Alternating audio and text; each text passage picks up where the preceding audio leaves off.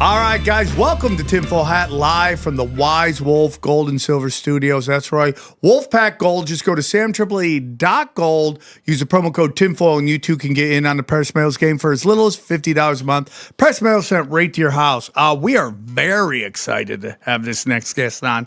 I mean, she's an archaeologist, a historian, a podcaster, an author, and she's got some great things to talk about today. Very excited to have her on. Please welcome Dr. Heather Lynn. How are you, Doctor? I'm well. How are you? We are blessed to have you. I've seen your clips on the internet. I really like them. I love the subject matter that you want to talk about. But before we get into all that, can you tell us a little bit about yourself and where our listeners can find you? Well, a little bit about myself. It's a long story, so I think you really did a good job there. I'm a historian, an author, archaeologist. I used to be a professor and a museum director, and now I just sort of go full time into very strange, literally occult topics. And you might have seen me on Ancient Aliens and those types of talking head things, but I have a podcast as well. Just started it, so it's up and coming, hopefully. But you can check it out on YouTube. It's the Midnight Academy, and www.drheatherlynn.com. It's drheatherlynn.com. And I put the DR there not to be like a credentialist's, but it's because if you just put in like Heather Lynn into Google, you'll find you do. I know, like it. So just, I mean, you can do that and go totally a different direction. But for this purpose, I like to just put the DR there. Respect on that. Respect. That's a little bit occultish too, you know. I'm sure that's just a different time of occultism. So you worked at all these places. What made you decide not to be a professor anymore, and what happened there? Oh, well, a couple things. One, the first time when I was just a teaching assistant during my undergraduate, I was working in archaeology and this sort of thing. And I found that it was like super corrupt, which was like, I guess nobody's surprised but me. I was in there really authentically thinking that it was going to be a whole new world of research. And plus, I think I was coming from a place of enchantment because I had dropped out of school when I was 16 years old, ran away from home, lived on the streets, had this whole like saga. And I always wanted to get back to school. And so I very much valued the opportunity. And so when they told me buy a $500 textbook, I'm like, I'm on it. I just was drinking the Kool-Aid. But I started seeing a lot of strange things, particularly in the archaeology program, where from day one, they were telling us to debunk certain authors and different things, and which, I didn't have a problem with in terms of an investigation on claims. But it was like, who are we? We're just like undergraduates at a community college, no less. Like, I don't know if I have the ability to do this, but hey, whatever. But so I started seeing a lot of weird stuff having to do with money and just basic things. And what's funny is I had an author that I liked, Michael Cremo. He wrote Forbidden Archaeology. Highly recommend the book. It's a huge tome, but it's about out-of-place artifacts and different things. And as a huge fan, I thought, I was a little disgruntled, and I thought, I'm going to email him and just tell him, I see through the corruption, and what do I do? And to his credit, he emailed me back very responsibly and gave me two choices. He said, you can stay in the system, push the envelope ever so slightly, but you'll always have this pushback, or you can leave and go totally wild and talk about whatever, but you'll be missing the opportunity to learn and have the talking points needed to, refute and whatnot. And I thought, okay, well, just the fact that he talked me off the ledge, took the time, sort of made me inspired. So I started going through the process, kind of telling myself I was a double agent, that I was going to learn all of this. And thankfully I did, because it's very valuable. You have to learn methodology and framework and things. So, but I was young and really just kind of a rebel. And I was like, I'm just going to leave. But no, I stayed in. But because of that experience too, I really valued the community college. And I know people sometimes roll their eyes like, sure, whatever, but it was really an important step on my journey academically, from community college to university to, having a doctorate. I couldn't have done it without that community college opportunity, just the whole thing. And so I was really inspired, and I wanted to go teach at a community college. That was always the plan. I thought, I want to inspire people and all of this.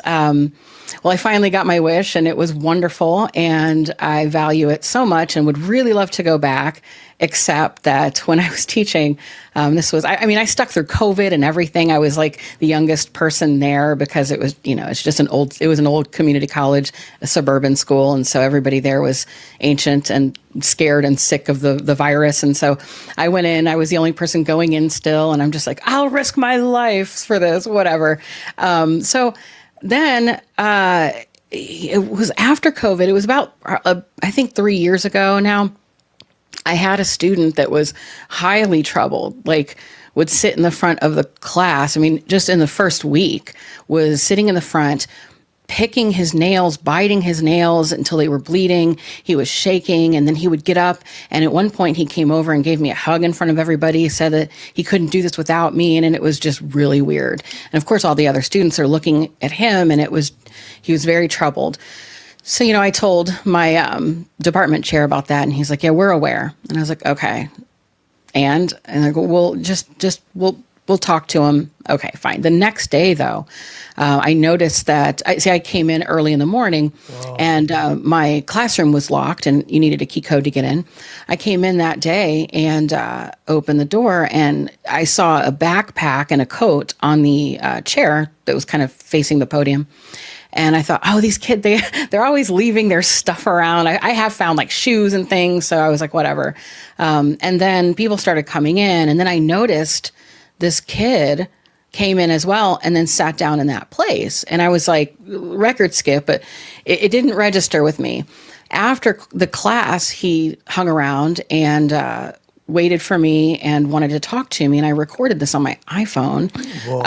He was making a hit list and telling me all the people he wanted to kill. Oh my God. Yeah. And he was morally justified in it, he thought, because some of the people he felt were like rapists and all of these things, and it would be him cleansing the earth. And he started asking me, see, the class had to do with, it was a humanities course, also dealt with ethics, and we were talking about Nietzsche and different things and existentialism. And so he was kind of going on that tangent. But as he was speaking, he was walking back and forth on through the classroom, just kind of staring out the window. And it was so disturbing. And then finally, somebody kind of came in from the next class that was coming in and broke the thing up. Well, I immediately took that to we had police stationed there. So I took it to the police and the department chair. I said, listen, this kid somehow got into the classroom and was there. And in addition to that, I have it on recording that he's planning whatever. Like he was talking about as soon as he left the class, he was going to go to a friend's house and first start with him. Oh my God. And I was like, oh my gosh. And the whole thing blew up in my face because the department chair was just like so apathetic. He laughed it off. He said, well, you ought to hear the story of the other guy, the associate, his name was Jim. He was like, yeah, he actually got punched once by a student and it knocked him. And I thought, why are we now sharing stories about violence in the classroom? Anyway, so I left his office and went to the police and the school counselor. The school counselor wasn't available, so he was going to call me back. And the police didn't take it very seriously. I left and I said, I'm not coming back in until this is resolved. And so I'm calling and following up. I recorded all the phone calls. I'm in Ohio, and so it's a one-party state. So I recorded everything. And they told me what I needed to do was two things. One, they said, well, the Hispanic club director lets him hug her. And so, so what? So I'm supposed to just be grabbed by a disturbed student who's like having bloody cuticles from... Yeah. And I was like, okay, that's not right. And then they said, then you have to change your lesson plan. I'm like, no. I have academic freedom. I'm teaching what I'm teaching. This is my course. I designed this course and it was a very popular course. And I was like, I'm not doing that. Why would you want me to change it? They said to not trigger him, because if you spoke on topics that could be about morality or, any sort of philosophical dealings on death, that could trigger him. And I'm like, we're not managing a student this way. This isn't right. Right. So I talked to the dean, I talked to everybody, and it was going back and forth with, what I ended up finding out, long story short, was they knew about his past. They knew he had been released from a psychiatric ward. They said he was very afraid to go back to the psych ward, and that could be something that I could have in my back pocket to threaten him with, which I said, this is beyond unprofessional. This is like loony. And they weren't interested in doing anything. I asked specifically for increased security, and they said no, because that could trigger him as well, since he was Latino, or as they said, Latinx. And oh my God. And I said, so I come in, and let me just say, again, I didn't have this like highly esteemed position at Harvard. Okay. This is a community college, but I was also on multiple committees. I won like Professor of the Year. I was really, really involved because it was my passion. And so I always thought if I had any issues, I had literally the most popular course, which I don't know if it says much, because the whole college was going bankrupt. Okay. It was just a dying thing. But I thought with my background, they would listen to me. They did not. In fact, they kind of turned it around on me and then said I was being unfair and he was marginalized. I was like, oh, we're not doing this. This isn't even like 2016 time. Like, can't we still get over this? This is crazy. So I said, I'm not coming in then. I'll do my course virtually, but I'm not coming in until I can be assured I have at least security. They said no. And I said, okay, well, I ended up not going in. But then I found out through some friends who worked in the legal program and a couple other people that I talked to in between this, a counselor and others, they said, hey, this isn't good. Like, you can't just resign, or you can't just sit, you have to resign. And I said, what do you mean? And they said, if you don't resign because of some, like, I guess, case that happened during that time in Michigan, I could have been held liable if he did anything violent. And I said, what? So I confirmed that this was the case. So I took it to the county prosecutor and I said, listen, here's my evidence. Here's the recording. Here's what happened. Here's what they told me to do. Here are the recordings. And once I had that documented, I put out an email to everybody and their brother at the school and said, here's what's happening. And I made sure to put it in the legalese that was necessary to say, I am resigning because I know that you're not keeping the community safe. I went to the media. I did everything that I could. And I was immediately like, no access to my emails, no access to anything. Like the moment I put that in there, boom, it was like I died. And so nobody ever spoke to me after that. I just had to walk away, but I had to know that that was what I had to do. And I did my part to save my own ass. And I kept following up with it through my friends in the school to make sure that nobody was getting shot. But to my understanding, he still was able to go through the course, and they just put somebody else in. And so that was a moment that I was like, I had strange things. I've had my home swatted. I mean, when you deal with like weird topics like this and you're on the internet, things happen. But I thought it would come from that. But it was really something as basic as just the local suburban affluent neighborhood community college that ended up taking me out. And it's very sad. It's still a wound because I would go back in a minute. That is crazy, that story. That's a crazy story. And it's just like rich kids. They're just just live in a different world. And again, I've said this 1,000 times on the show. The theory of hate is more powerful to them than real world consequences. And this reminds me of something called suicidal empathy. Yes. Right? Like, this is the greatest example of suicidal empathy. They feel more bad for the guy than they do about what possibly could happen, and it just isn't, it's like you're seeing it with all these judges. People are murdering, sexual assaults, everything, and they're just letting them out. San Francisco is going to get rid of all the cameras on the tram because they think the videos will play into racial stereotypes. Wow.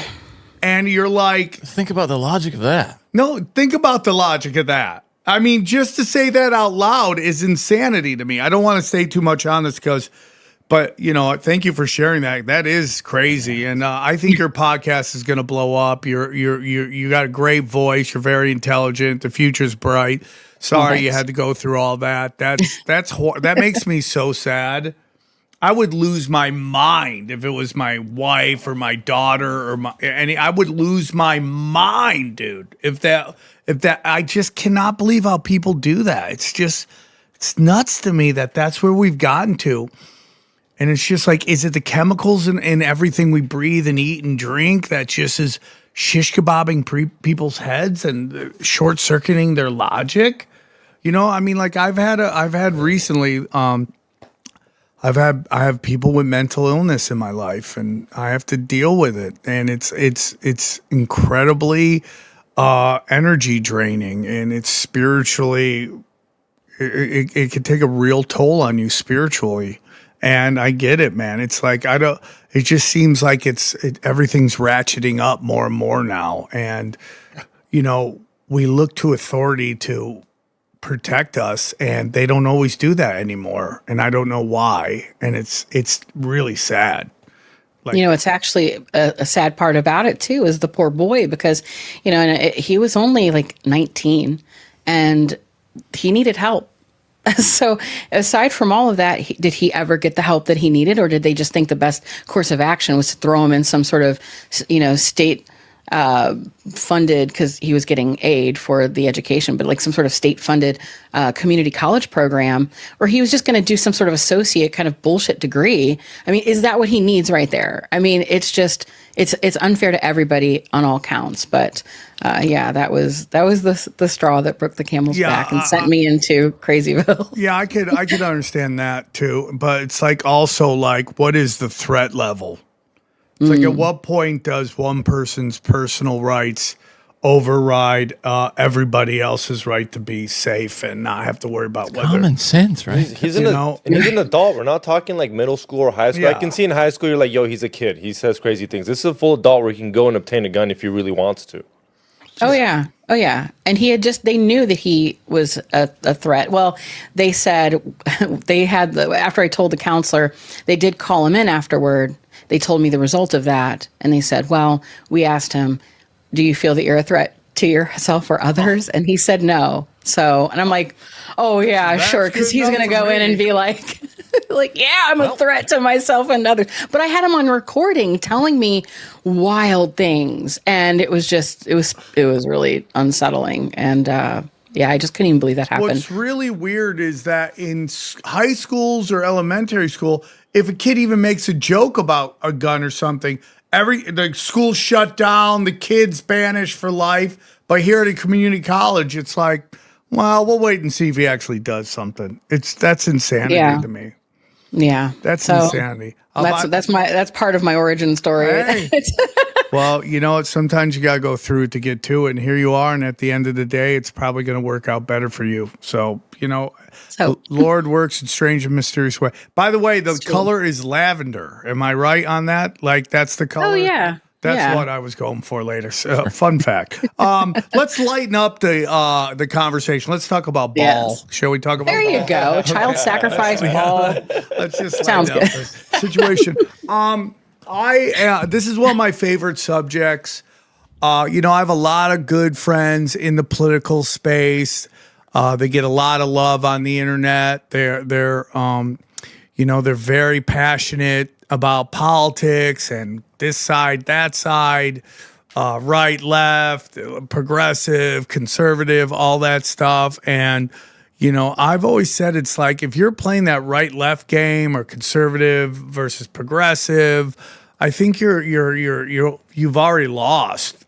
Yeah. And I think it's like old gods want to come out and play. I've been saying this for a long time. You know, that has been my opinion based on this show. The old gods have been sitting in the back, you know, in the darkness, in the shadows, manipulating these elites. And like, I think they're tired of it and they want to come out and play. So, you know, I love this subject a lot. It's one of my favorite subjects. And I think if people truly understand it, they would have a much better understanding of what is actually happening in this world. I 100% believe we're seeing a spiritual war play out in front of our eyes, a return to Babylon and all that stuff. And so I'm very excited. Where would you like to start? Well, we'll start at the beginning, right? So I kind of Babylon. We'll go to Sumer, right? Because I write about the Anunnaki, and that is a topic that you either love it or you hate it, or you either think one thing or the other. And my perspective on it is a lot different than others. And a lot of this, I think, actually can be sourced to that story, not the alien part of it. Okay, so you'll hear a bunch of people talk about Zecharia Sitchin and the Anunnaki, and they're like these space gods that come down in like 1960s technology spaceships with like nuts and bolts and metal and all this. And if you kind of deny that, then you are just not going with the cult of personality. And the only way people know to deny it is maybe go along the route of, say, what the late Dr. Michael Heiser did, which was make a website saying sitchiniswrong.com. And then he was an actual academic. I know. He was great, though. He was an Assyriologist and well-educated. However, the problem with him was that he wasn't so like outward with his bias either, because he was an evangelical, and he would go on a lot of these sort of Hal Lindsey style shows kind of talking about end times prophecy and etc. So he never made that explicitly clear, at least not really. And so you kind of have this question of the Anunnaki being in the realm of either like aliens that come down from Nibiru, or you have, they're just the Watchers, the Nephilim, from a specifically evangelical Christian perspective. And then you get the people who are more like, maybe we'll pick on Flint Dibble because he's my favorite punching bag, if anyone knows who he is. But it's people like that who are just materialists, and they say, they're just myths, that's it, right? And so we bounce around between all of that. But when I first started studying the Anunnaki, which sounds preposterous to say, I ended up doing so because there was an excavation going on at Ur, which is modern day Iraq. And this was about 2013. And I had a blog and people were interested in it. And it was a story that came across the Newswire. And so I thought, this is very interesting, because it was the first excavation of its kind since like the 1970s or something like that, because of the war. At least from the Western perspective, right? They had been doing some archaeological research in Iraq in the late 80s before they went to war, and that's a whole other thing. But for this particular example, I thought, I'm going to reach out to the professor who was involved in the research and ask him a few questions. But I put it to my audience. I was like, you have any questions for him? And of course, everyone's like, are there stargates and all of this? And I'm like, sure, why not? And so I put together an email. And then I was told, yes, you can, interview him. It'd be great. We had an appointment set up. Once I submitted the interview questions, though, then they ghosted me. And I was like, okay, well, they weren't totally crazy. It was just the one line that I was like, people wanted to know, do you have any comments on this? But that was enough to get me ghosted. Then I was like, well, okay, that's unfortunate. And then I had somebody email me saying they were from the region and that they were taking artifacts and doing things. And I'm like, I'm writing a blog. I don't think I can really help in that regard, but it piqued my interest. And I thought, well, what do? We follow the money. So I started to research who was funding the excavation and why. And that led me down a strange place. Like, I found out that the key organization that was funding it was Gulf Sands Petroleum.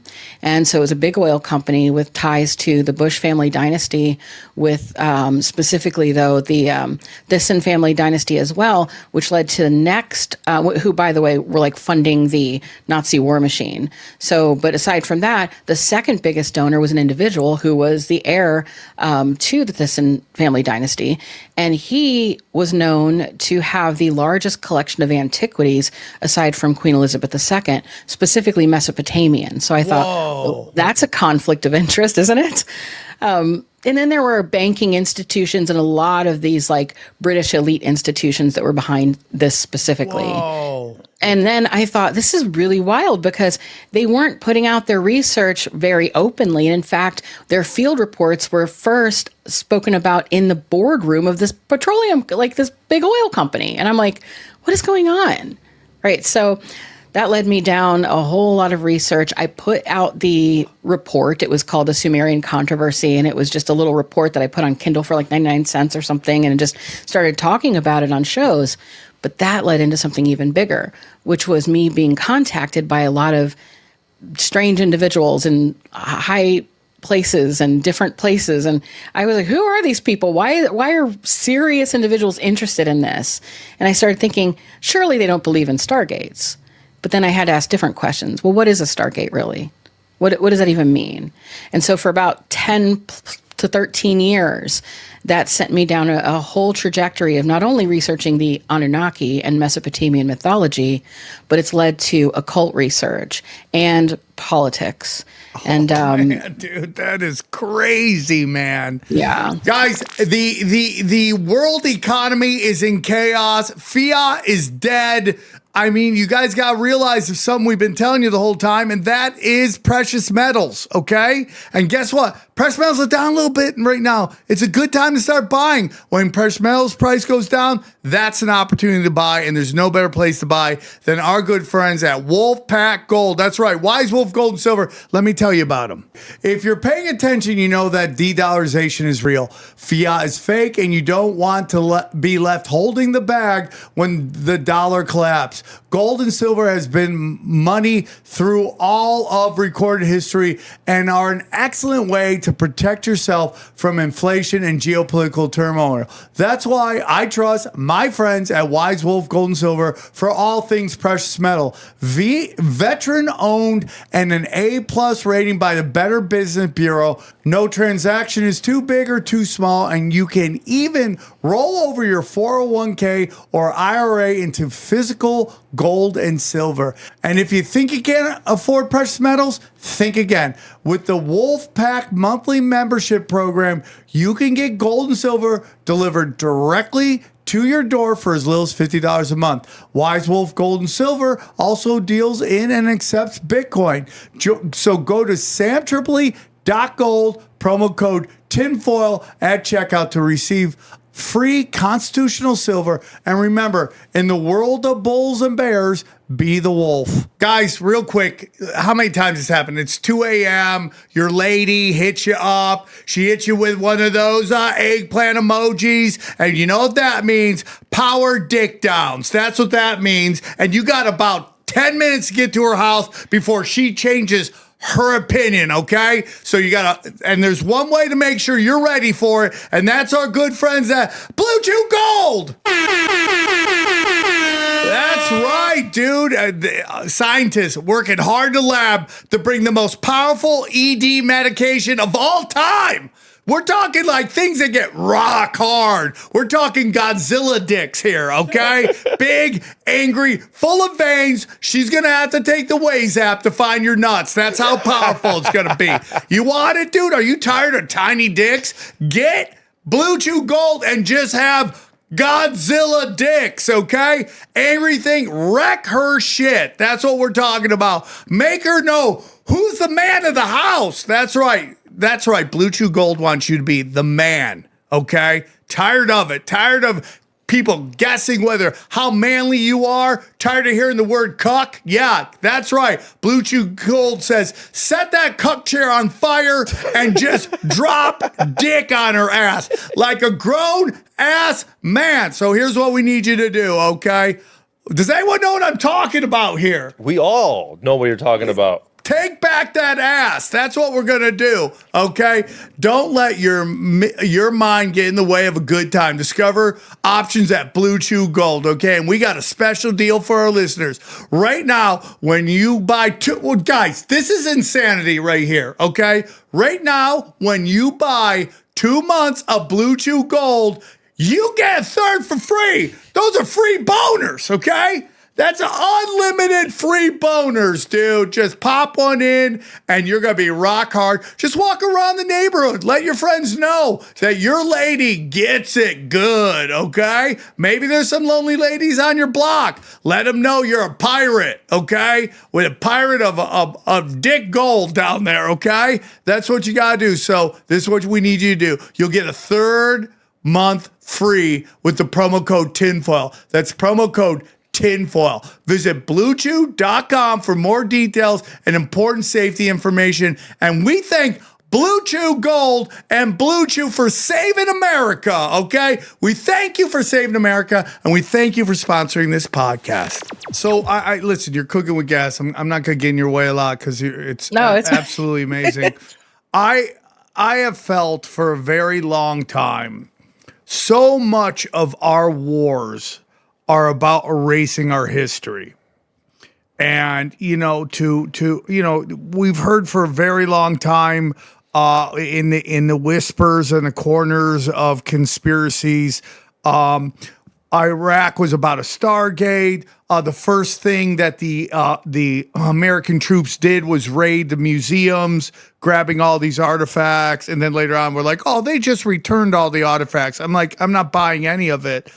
But it seems like when you take a look at the Middle East, you take a look at Europe and the devastating wars that have happened in those two places, seems like those are historically very important landmarks in humanity's history. And they kind of get wiped out and then rebuilt, and then we lose all of that kind of knowledge from our past. And it just seems like there's even deeper levels to why war happens. Oh, without a doubt. I mean, that's like an understatement. And I learned that the hard way because I don't know. Like I said, I was naive going into school thinking I'm going to listen to all the cool professors. And then I was naive when I was having correspondences with certain people who were offering to fund excavations, not legitimate ones, by the way, obviously, but offering to put me out there in the region and to do things. And lots of weird stuff happened. And I won't name names, but I don't really have to because I was on and speaking with Kurt Metzger a couple weeks or so ago. The best. Yeah, it was Did you get any words in? I did actually. In between derpings, I got a lot in. It was awesome. He's the best. He is awesome. He knows so much about this. Oh yeah. So I told him though to read a particular book, and he's been reading it, and this is what I tell everybody because you have to read this book. It is called Bannon's War for Eternity, and people will stop and go, "Oh, is it just another?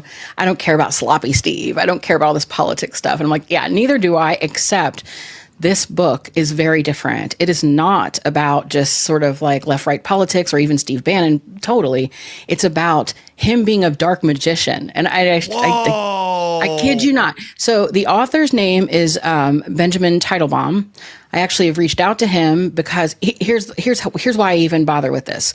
As I said, I was a lot of people came to me. I've had people in positions of royalty and the Gulf states who've reached out to me with images saying, can you confirm this image, and weird stuff for like a decade, right? And so I was not sure what I was doing here, but I listened to, I think it was an episode of like the Danny Jones podcast, and someone on there named Jason Giorgiani was speaking, and he was talking about a lot of like wild things, but he started speaking about an individual called the Londoner.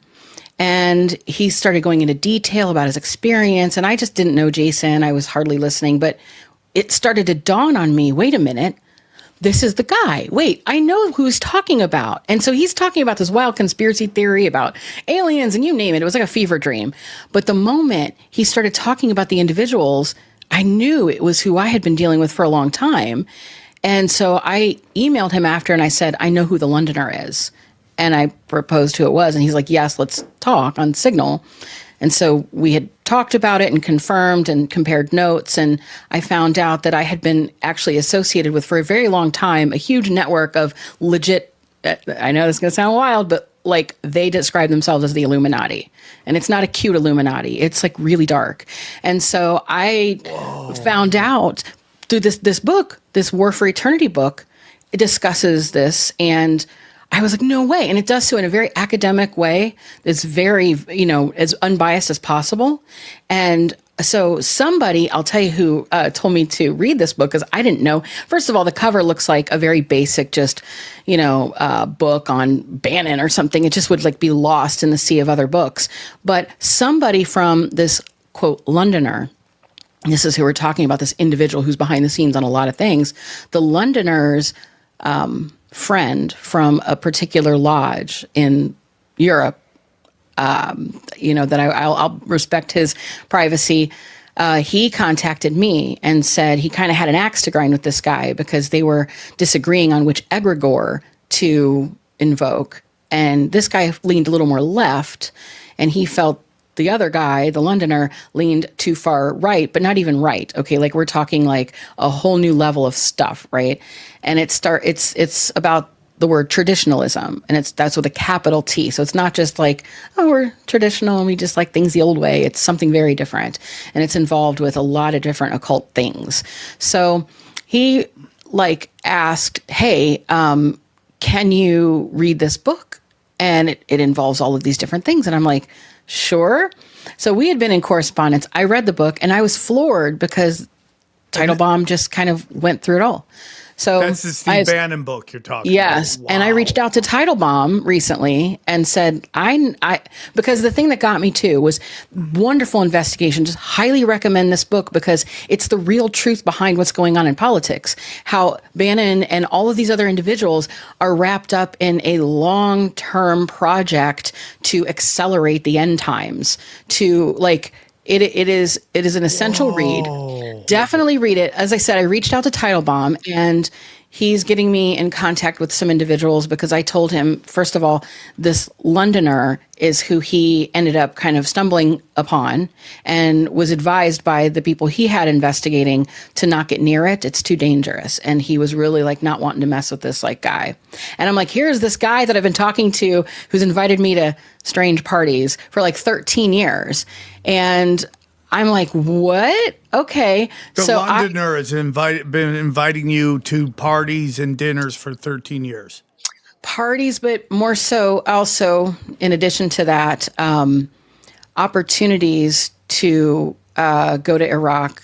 Now, okay, so here's the thing about it, though. If you know anything about Jason Giorgiani's story and what happened to him, it tells you a lot more. And then the Bannon book goes into it. But essentially, he was set up by this whole group and then exposed in a hit piece, and then lost his job as a professor. But he was being groomed to have an alt-right media company that would have been funded by this like big deal that was going down between these factions and a large energy company. And the Bagley, the guy who was involved, also is actually in prison right now for the whole thing. Jason Giorgiani didn't get into prison, but he also didn't get the money. And they were also trying to stoke his ego, saying, well, here, in addition to the money for this alt-right company that you'll head, will also help you with your ideas on Iran, because he is an Iranian, ethnically, and he had a huge interest in liberating Iran, so to speak. And so there's a lot more going on than just simply artifacts and things. I mean, the rabbit hole is huge and deep. And yes. But I always say it's too deep for like a podcast. I would definitely recommend Teitelbaum's work. He is amazing. And I can't recommend it enough. But that's at least will get people started with the right vocabulary to use to start Googling around and finding out what is actually going on. Because you made a fantastic point when you said this is not left and right. And then we're so trapped in this left-right paradigm that means we can't see what's really going on, which is nowhere near left or right. It's something completely above and like hovering. It's very meta and it's very nefarious, and it involves a manufactured end time. It involves occultism to the extent that we're seeing massive human sacrifice at a scale. We're seeing this infiltrate Silicon Valley, and it's very important stuff to, I think, alert people to at this time. And so Have I've you started. done Danny Jones's podcast yet?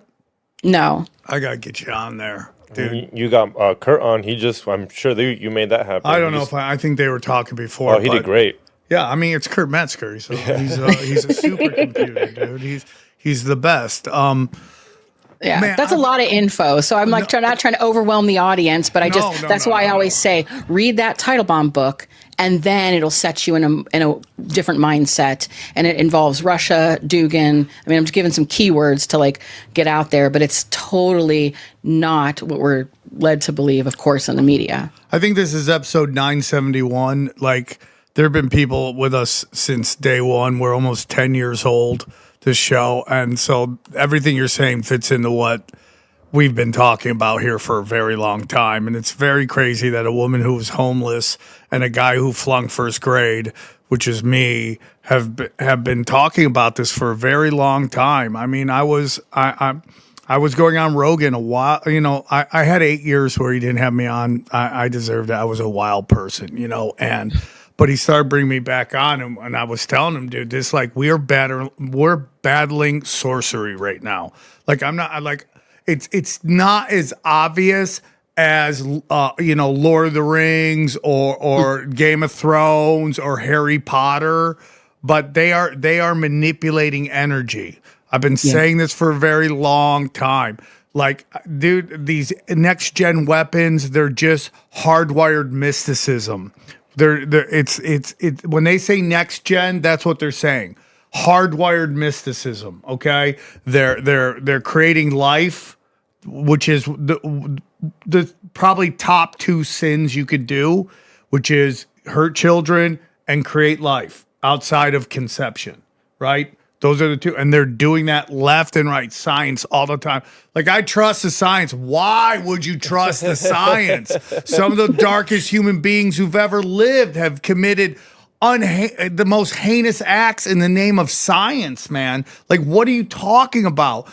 And it's just like, it's literally mysticism. It's literally, we are battling dark sorcery. Like the shit they used in Venezuela?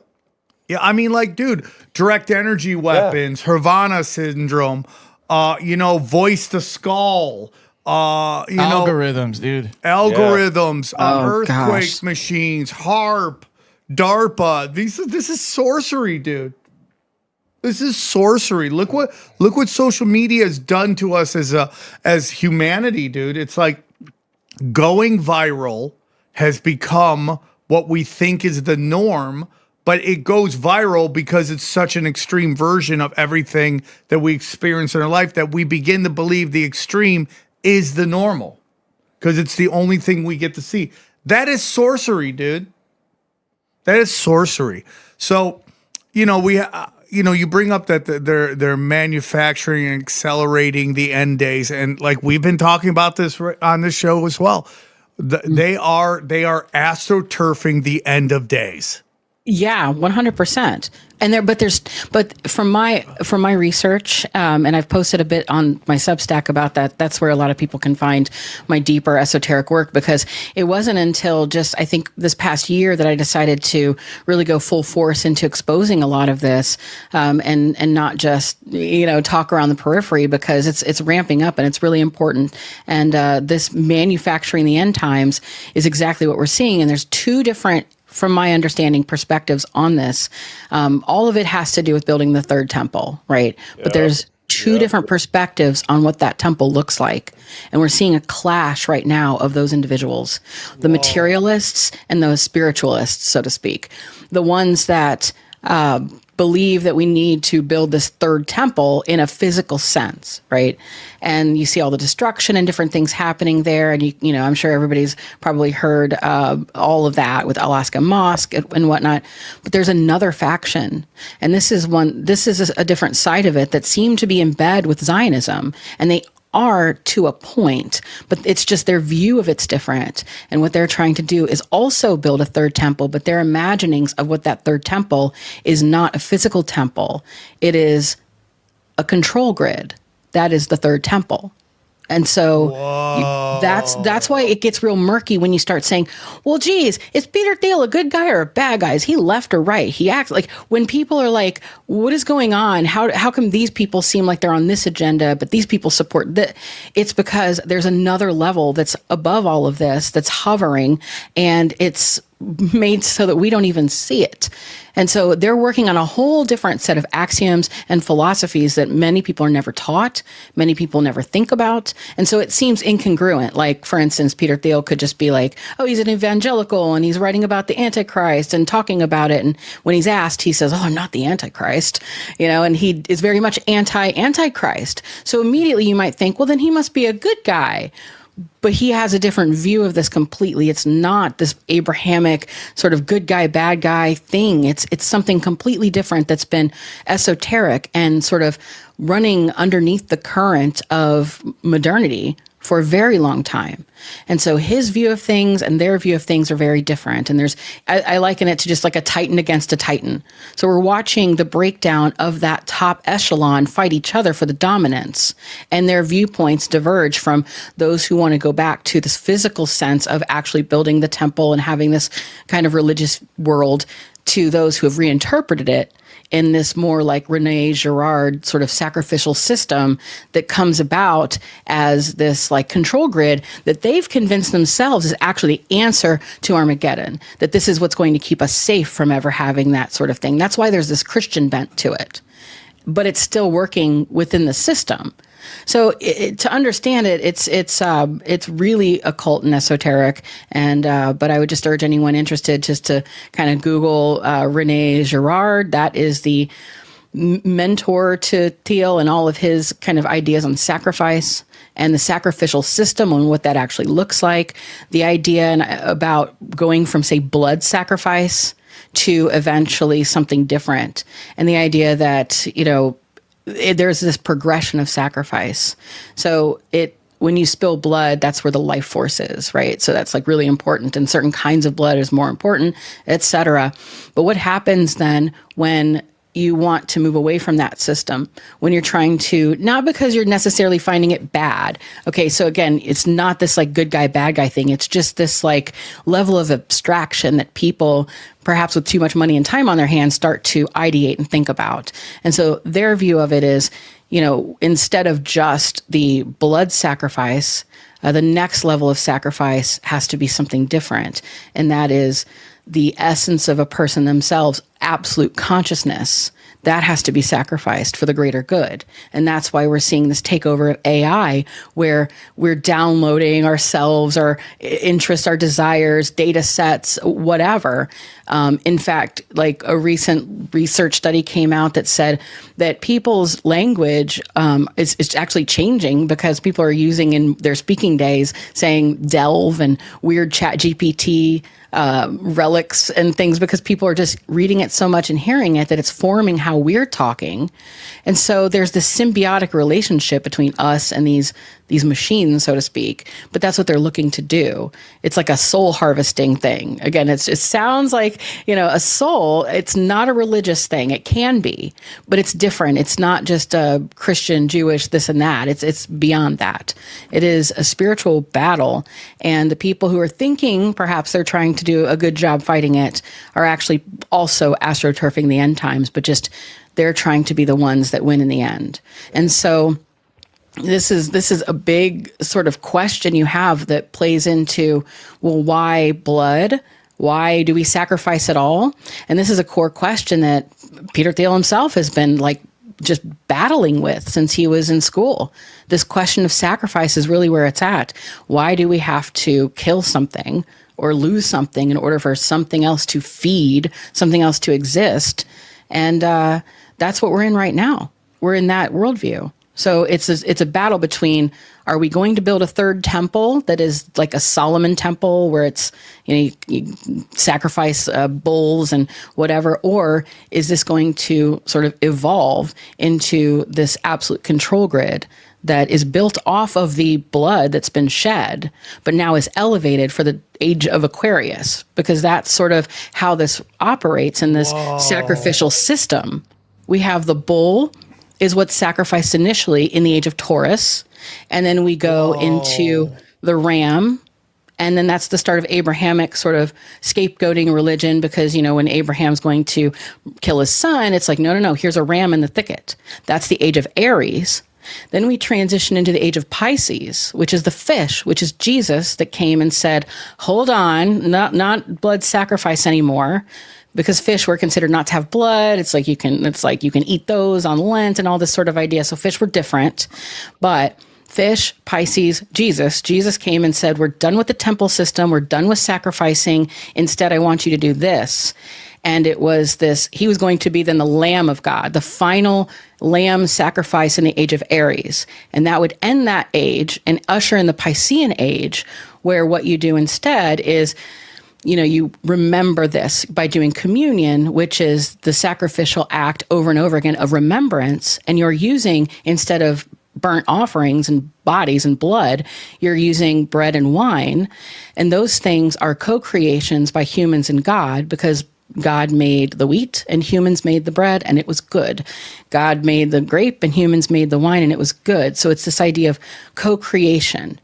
But then what we have, and people have probably heard of the New Agers and the dawning of the age of Aquarius, you have the dawning of the New Age, where now the next level of sacrifice is the pouring down of consciousness, the information. So we sacrifice on the altar, the stone altar, the blood of the bull, the ram, the lamb, and eventually it's going to be a silicon altar where we sacrifice our essence and our own beings. And that's built on top of the foundation of the murder of many, many people. So wow, lot to break down there. Lot to break down.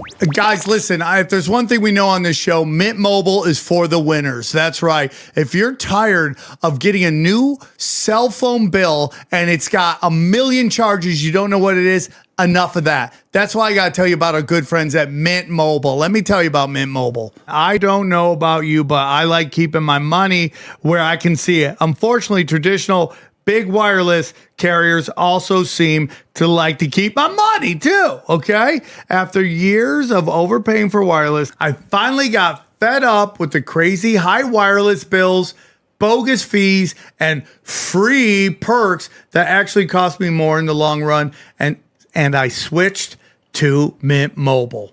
Stop overpaying for wireless just because that's how it's always been. Mint exists purely to fix that. Mint Mobile is here to rescue you with premium wireless plans starting at $15 a month. All plans come with high-speed data and unlimited talk and text delivered on the nation's largest 5G network. Bring your own phone and number, activate via eSIM in minutes, and start saving immediately. No long-term contracts, no hassle. Ditch the overpriced wireless and get 3 months of premium wireless service from Mint Mobile for $15 a month. It's like it's a great way to save money on your wireless program. What do you think, Johnny? Wireless is normally just a total ripoff, and Mint has kind of cut to the heart of that with this $15 a month deal. It's the best value in wireless. Johnny, you sound excited about it. I'm thoroughly intrigued by this offer, and I'm going to take them up on it right now. If you like your money, Mint Mobile is for you. Shop plans at mintmobile.com/tinfoil. That's mintmobile.com/tinfoil. Upfront payment of $45 for 3-month 5 gigabyte plan required, equivalent of $15 a month. New customer offer for first 3 months only. Then full price plan options available. Taxes and fees extra. See Mint Mobile for details. All right, real quick, man. We're gonna go to my dates. Tonight I am in Batavia. Come get weird.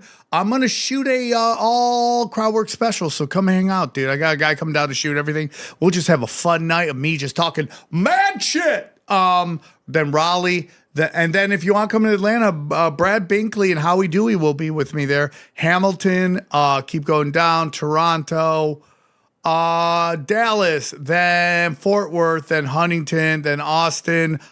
May 22nd, I am shooting my special. Just know that. In Austin, then Albuquerque, then the 1000th episode of Tinfoil Hat, then Lawrence, Kansas. Oh, August. There's an August date in there. It looks like I'm doing Joke World. I'm going to agree to the terms. Joke World. I'm going to be doing their comedy festival. I'm very thankful they asked me to do it. Tulsa, and then finally Austin to end it. So Palantir is basically the third temple. In a weird way. Maybe I think they'd like to be, yes. I think it's the system itself, yes. Because if you think of the PayPal mafia, and you consider all of the things, say, Elon Musk is even doing with Neuralink, the Boring Company, the Internet of Things with Starlink, you have all of the things that can come together to make this infrastructure of the control grid. And then you mentioned something about Lord of the Rings and Harry Potter, and it's funny because Palantir's name comes from Peter Thiel's love of Lord of the Rings, and it means like all-seeing eye, essentially. But yeah, it's part of it. And so he comes from this evangelical point of view where he definitely believes in an antichrist and an eschatology that's very similar to all the other Third Temple builders. but he's just doing it differently, and these people are doing it differently. And that's also, in my view, why there's this press to get a lot of people in the tech industry to become Christian, because it's going to help them usher in this idea. But again, their perspective is that they're actually stopping Armageddon by being the Creticon, the thing that comes out from, I think it's from Paul's writing, who says there's this figure that comes out and slows down Armageddon. So I'm not suggesting that Thiel may think that he is like the Antichrist or the Messiah, but rather he's able to help facilitate the stopping of Armageddon, which, again, that's not to say he's a good guy or he's a bad. This is no judgment. This is just analysis. So take with it what you will. But I think what we're seeing are two different viewpoints. And you see this, too, in just the Epstein associations. So if you think about, everyone's like, okay, Epstein was working with the Rothschilds. Okay, but first we have to say, what Rothschilds? Because that's a big brush. And it's important, I think, to look at which specific ones. And so he was specifically, I mean, he had dealings with everybody based on who he's working for, but he had a lot of dealings with the woman, and I'm drawing a blank on her name. But what was her name? I guess I know who you're talking. They just raided her offices, which is a crazy thing to me. Like, it's the French government, which I don't like, raiding Rothschild's offices, which I don't like, which is a crazy move, man. I mean, it could just be theater, and it could just be them trying to get everything out of the public so no one can see any of her documents, and all, kind of like what they did with P. Diddy, kind of what they did with Jeffrey Epstein. They take it, they hold it, anything blackmail in there they could use. But it's an interesting move, man. So the reason she's an interesting figure is, yes, she is a Rothschild, but by name only. She's not Jewish. She's not a blood Rothschild, and she never converted. And she's the first non-Jewish, by blood, whatever. She's the first one that is running anything Rothschild. The only one in all of their history. And so it's like, well, wait a minute. She's not like and she's a them. woman, right? Too. She's a woman. Like his very sons. different. Yes. Yeah.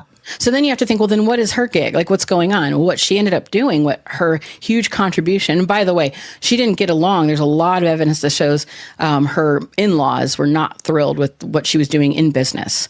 Okay, so there's tension there. Well, what she was specifically doing was getting the Rothschild banking industry online and all connected to this grid. It was all about the digital. It was all about the infrastructure. And that was her huge contribution and what she continues to do. And that's something that if you look at Bannon's interview with Epstein, Epstein's talking openly about his belief in the soul and in God and this sort of thing. And, it's it's easy to just think that, there are all these atheist materialists, but he was on a quest to find something else. And there's some breakdowns that people have done. I've done one on my Substack where we're looking at some of the things that he was exploring from his personal notes and from the blackboard and what he was interested in. And it's very Kabbalistic. It's very strange and metaphysical. And so knowing that Bannon is a dark magician and he is all into the metaphysical, he is into everything occult in practice. He claimed he's a Catholic, right? But that doesn't matter. So people do what they do and then they hide. So he is now talking to Epstein, and they're working together for some end. But what they're really doing, if you look at Epstein, he's funding all of these ventures into what he even called in one of his emails, woo-woo, that people wouldn't generally want to fund. So I believe that his role in this is, yes, a Zionist. Yes, he is, a bad character and everything. And yes, he's working with the Rothschilds. But there's this other faction of them that is against the other side. And they're the ones that are more interested in building the temple in a massive control grid. And so this is beyond just simple religions and viewpoints. This is something completely different. And so I would urge everybody to just think about that too, and not to pinpoint particular religions or whatever, but to look at this as this is beyond religion and politics. This is beyond Abraham. Beyond. beyond. It uses all of these things. It morphs it. It pollutes it. But these individuals who are pulling the strings, they're on a whole different level. They're all, insular. They're all inbred. They're all just like drinking the Kool-Aid. It's something that we just can't even necessarily relate to easily. There's a lot, it's like we've said this before, regardless of what religion you believe or anything like that, or what you think is real and what's not real, the people that are pulling the strings, they believe something. And they believe it, and they're playing by this playbook. So whether you believe it or not, they believe Doesn't matter. Yeah. And that makes it real enough. I mean, that's something. I wrote a book called Evil Archaeology, and the first thing that I wrote about in it was this case of a guy in North Carolina. His name was, he changed his name legally to Pazuzu. And his name was Pazuzu, and he went around and started killing his neighbors and cannibalizing them. And he was doing this in the name of the Mesopotamian demon Pazuzu that some people may remember from the Exorcist film. But, that sent me on that question, too, a little bit like, are there stargates? How about what is a stargate? So rather than saying, like, is this guy really Pazuzu possessed or whatever, I started asking the question, well, what is possession? What is this really? And if it's real enough to mean the loss of life and the effect of this evil on so many people, then it's real enough to have consequences, and it's just real enough. Okay. It doesn't, you're cooking with gas. I have to ask a question. So, humanity through time, in the timeline that we've been told, whether that is real or not, like whether you have this mud flood, resetting of Tartaria, resetting of the old world, whatever that is, right? We've been told there's this kind of chronological order of how we operated, tools and all that stuff. I don't necessarily believe all that, but we've seen where we talk about how knowledge was passed down through talk stories and from generation to generation, and then kind of we had the first words written, and now it's written down, and then it becomes books, and then it becomes the movies and stuff like that. And I always thought that something very powerful was happening when it came to like podcasting in particular, which was a return back to storytelling, and that's how we now disseminate information. Is there anything to that at all? Like, it's almost like we've reverted back to the old ways, where I always say this to people when I'm trying to tell them about the power of content creating. It's like people have gotten so busy they can't sit down and read books like they used to, but they'll listen to a podcast at work, and they're downloading all this information. And in a weird way, we've kind of been taught that that's not the smart way to do it. The smart way is to sit down and read a book, and that's what the smart people do. But if we go back to way before, it was passed down through oral. Like people would tell you, would go listen to the monks, to the whoever was the leader of your religion or your philosophy, and they would speak it, and that's how you gained the knowledge. Is there anything to that? Because you brought up about how all the internet is changing our language, texting and commenting. That's still writing it down and that, but there's something about talking to each other and exchanging information. Is there anything to that? Or and if I'm way off, please tell me. No, you're way on, actually. That's fascinating that you'd notice that, and I think you're right. If you think about what it is to tell a story at all, if you look at the first writing and you look at how those things converged, you have what are called epics. So our first written story would be the Epic of Gilgamesh, and that comes out of Sumer, and they're the ones where history begins because they started writing first. So that's technically history. So they wrote, but then they wrote down their oral traditions and their things that were, passed along for a long time. And one of those is the Epic of Gilgamesh.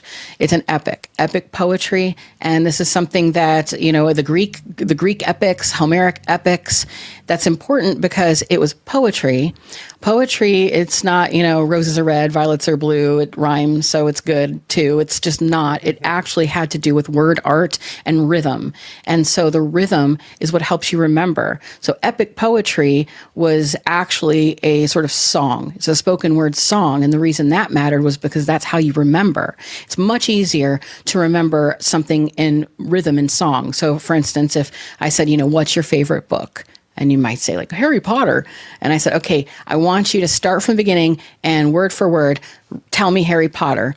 Most people aren't going to be able to do that. But if I said, who is your favorite artist? And you might, if you say like Pink Floyd, okay, great. I want you to sing me all of the lyrics that you can remember from every song they've ever done. You're more likely to be able to do that. And that's because it's a song. Interesting. We're programmed to know song, and that's at an actual evolutionary level.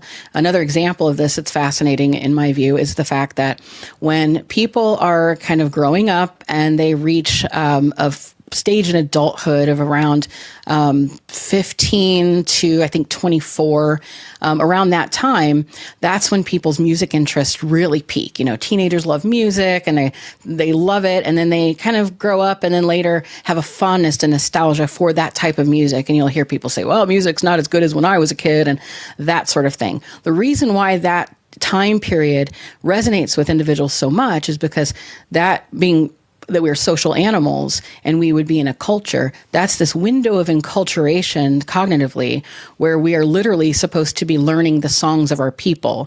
So when you're coming into puberty and you're getting to be an adult, you would first be witnessing your tribe singing, dancing, doing ritual things. You weren't allowed to participate because you're not an adult yet.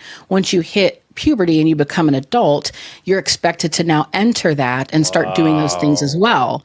So now the idea is if you get separated from your tribe, maybe through marriage, maybe through disaster, however, you will recognize the song of your people. That will always be ingrained in you, and that's through music. Music came first before speaking, or writing, I should say.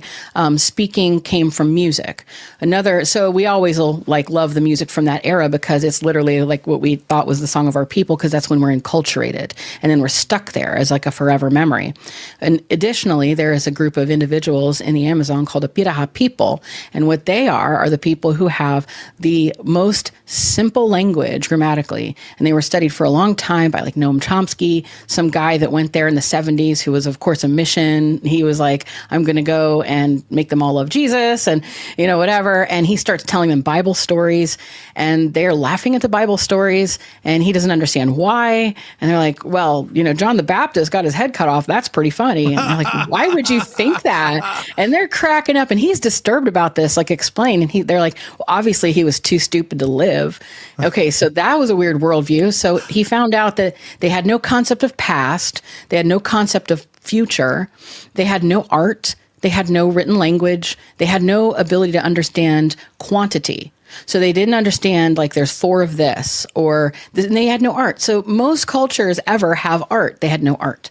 So for a while, people thought maybe there was a problem in their brain, particularly with the corpus callosum. That's the band that connects the left and the right hemispheres of the brain. And this was sort of coming off of a researcher called Julian Jaynes, who made this idea of a bicameral mind.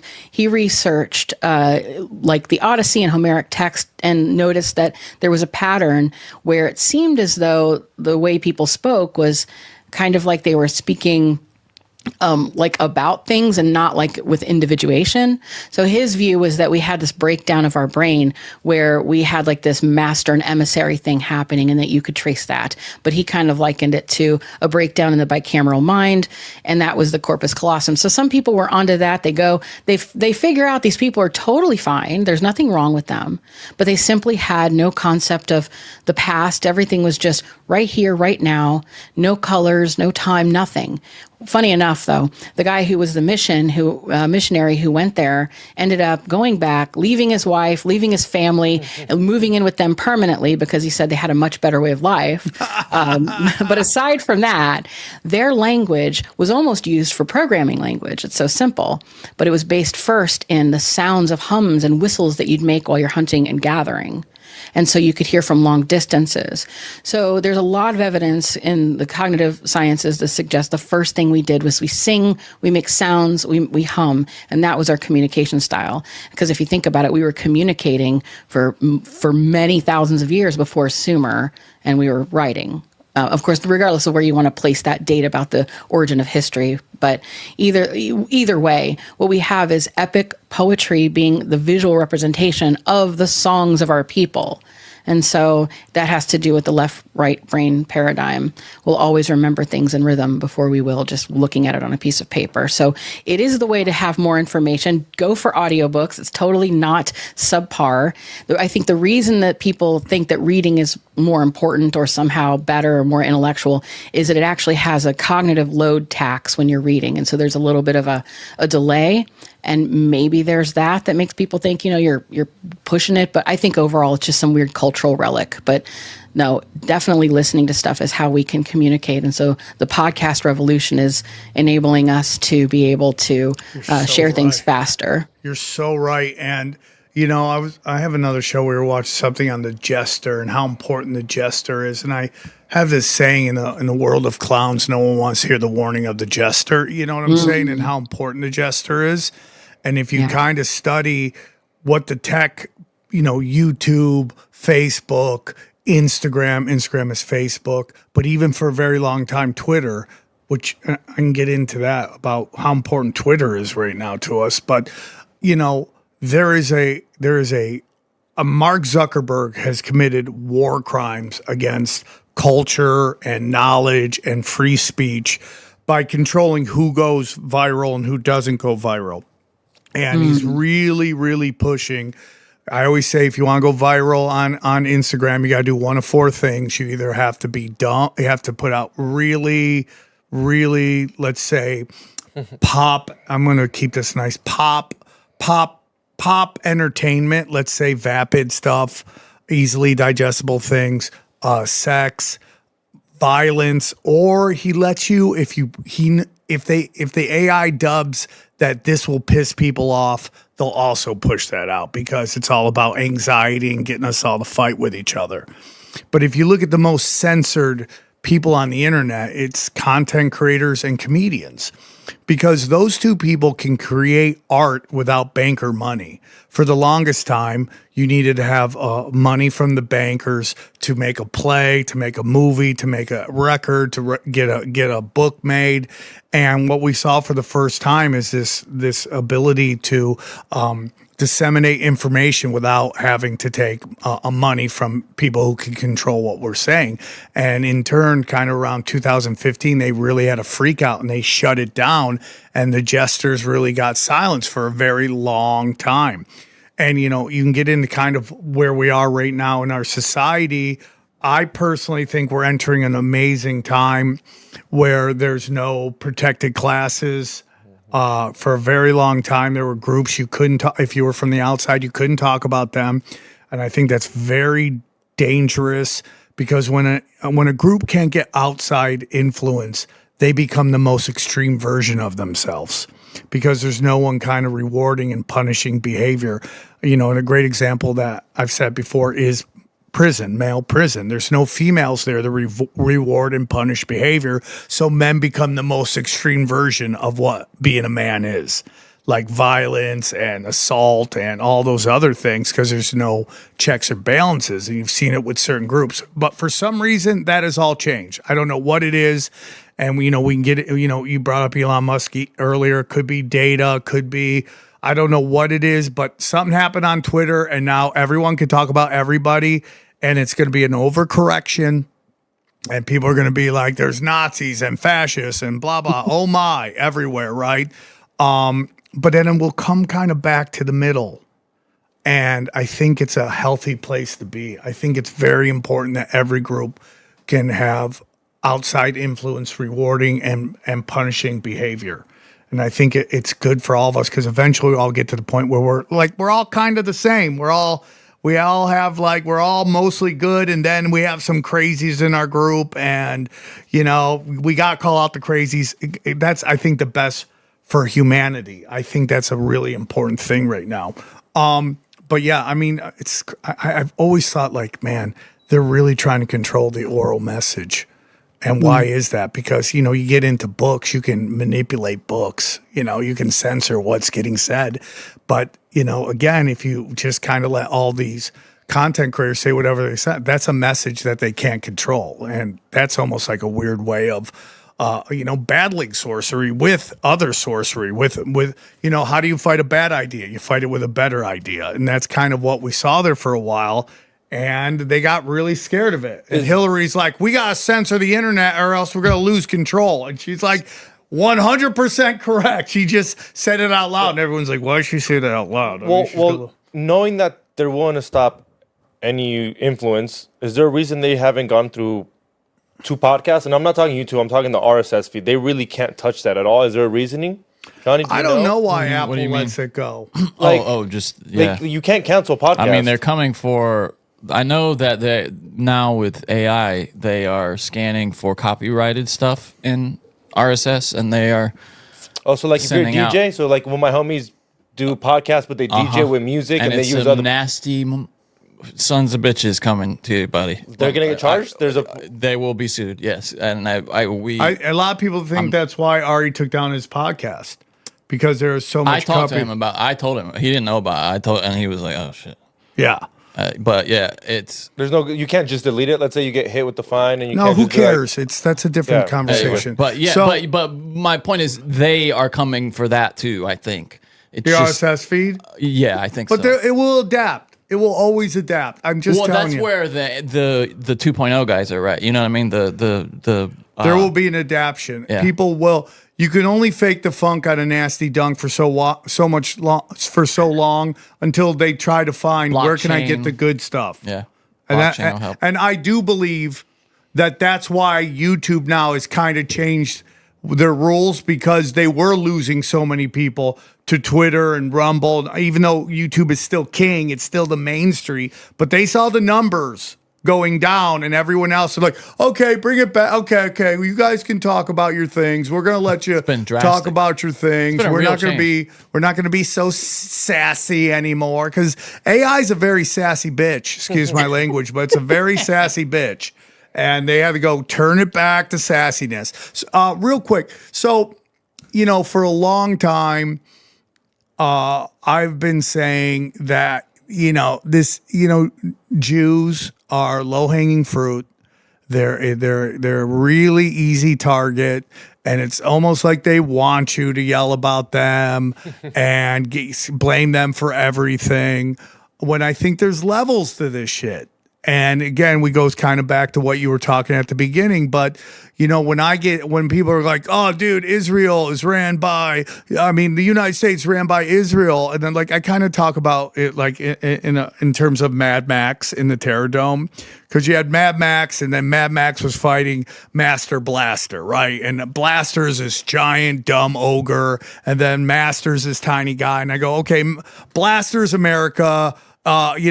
Master is Israel, but Tina Turner is the Bank of England. She's the one funding the whole thing. And you kind of get into sorcery with that. What they were all Freemasons, they were all Scottish Freemasons and all of that. What are your thoughts on that? That there's just levels to this. And even the Greater Israel Project lines up really well with ancient Babylon in terms of the maps and the area that it covers. And that's really it. They're just using Israel. They're just using Jews as the bad guy for what they really want to do, which is bring back the old gods. Yes. No, I would agree 100%. It's seemingly Jewish only because of the mystical elements of it. But if you really trace those mystical elements, those elements are found in the Knights Templar, they're found in Masonry, they're found in all sorts of areas of mysticism specifically. And so, yes, it is a low-hanging fruit. But if you look at some of the different movements within, so like Frankist ideology, this idea of like salvation through sin in 1666 and all of this different kind of Lurianic Kabbalah. Now, it is Jewish, but that doesn't mean that all Jewish people are doing that or thinking that. It's the same thing as if you say Christian, and then you're like, yeah, but you know, the Catholic Church is filled with a bunch of pedos and what it's, yeah, but the average Christian isn't doing that. And plus there's many different denominations, and there's also Christian mysticism where they're doing all kinds of things that are strange. And it's not the individual religions. The religion is like it's like a hermit crab. You have this thing. There's this undercurrent that is inhabiting and parasitizing the faiths and organizations as a whole.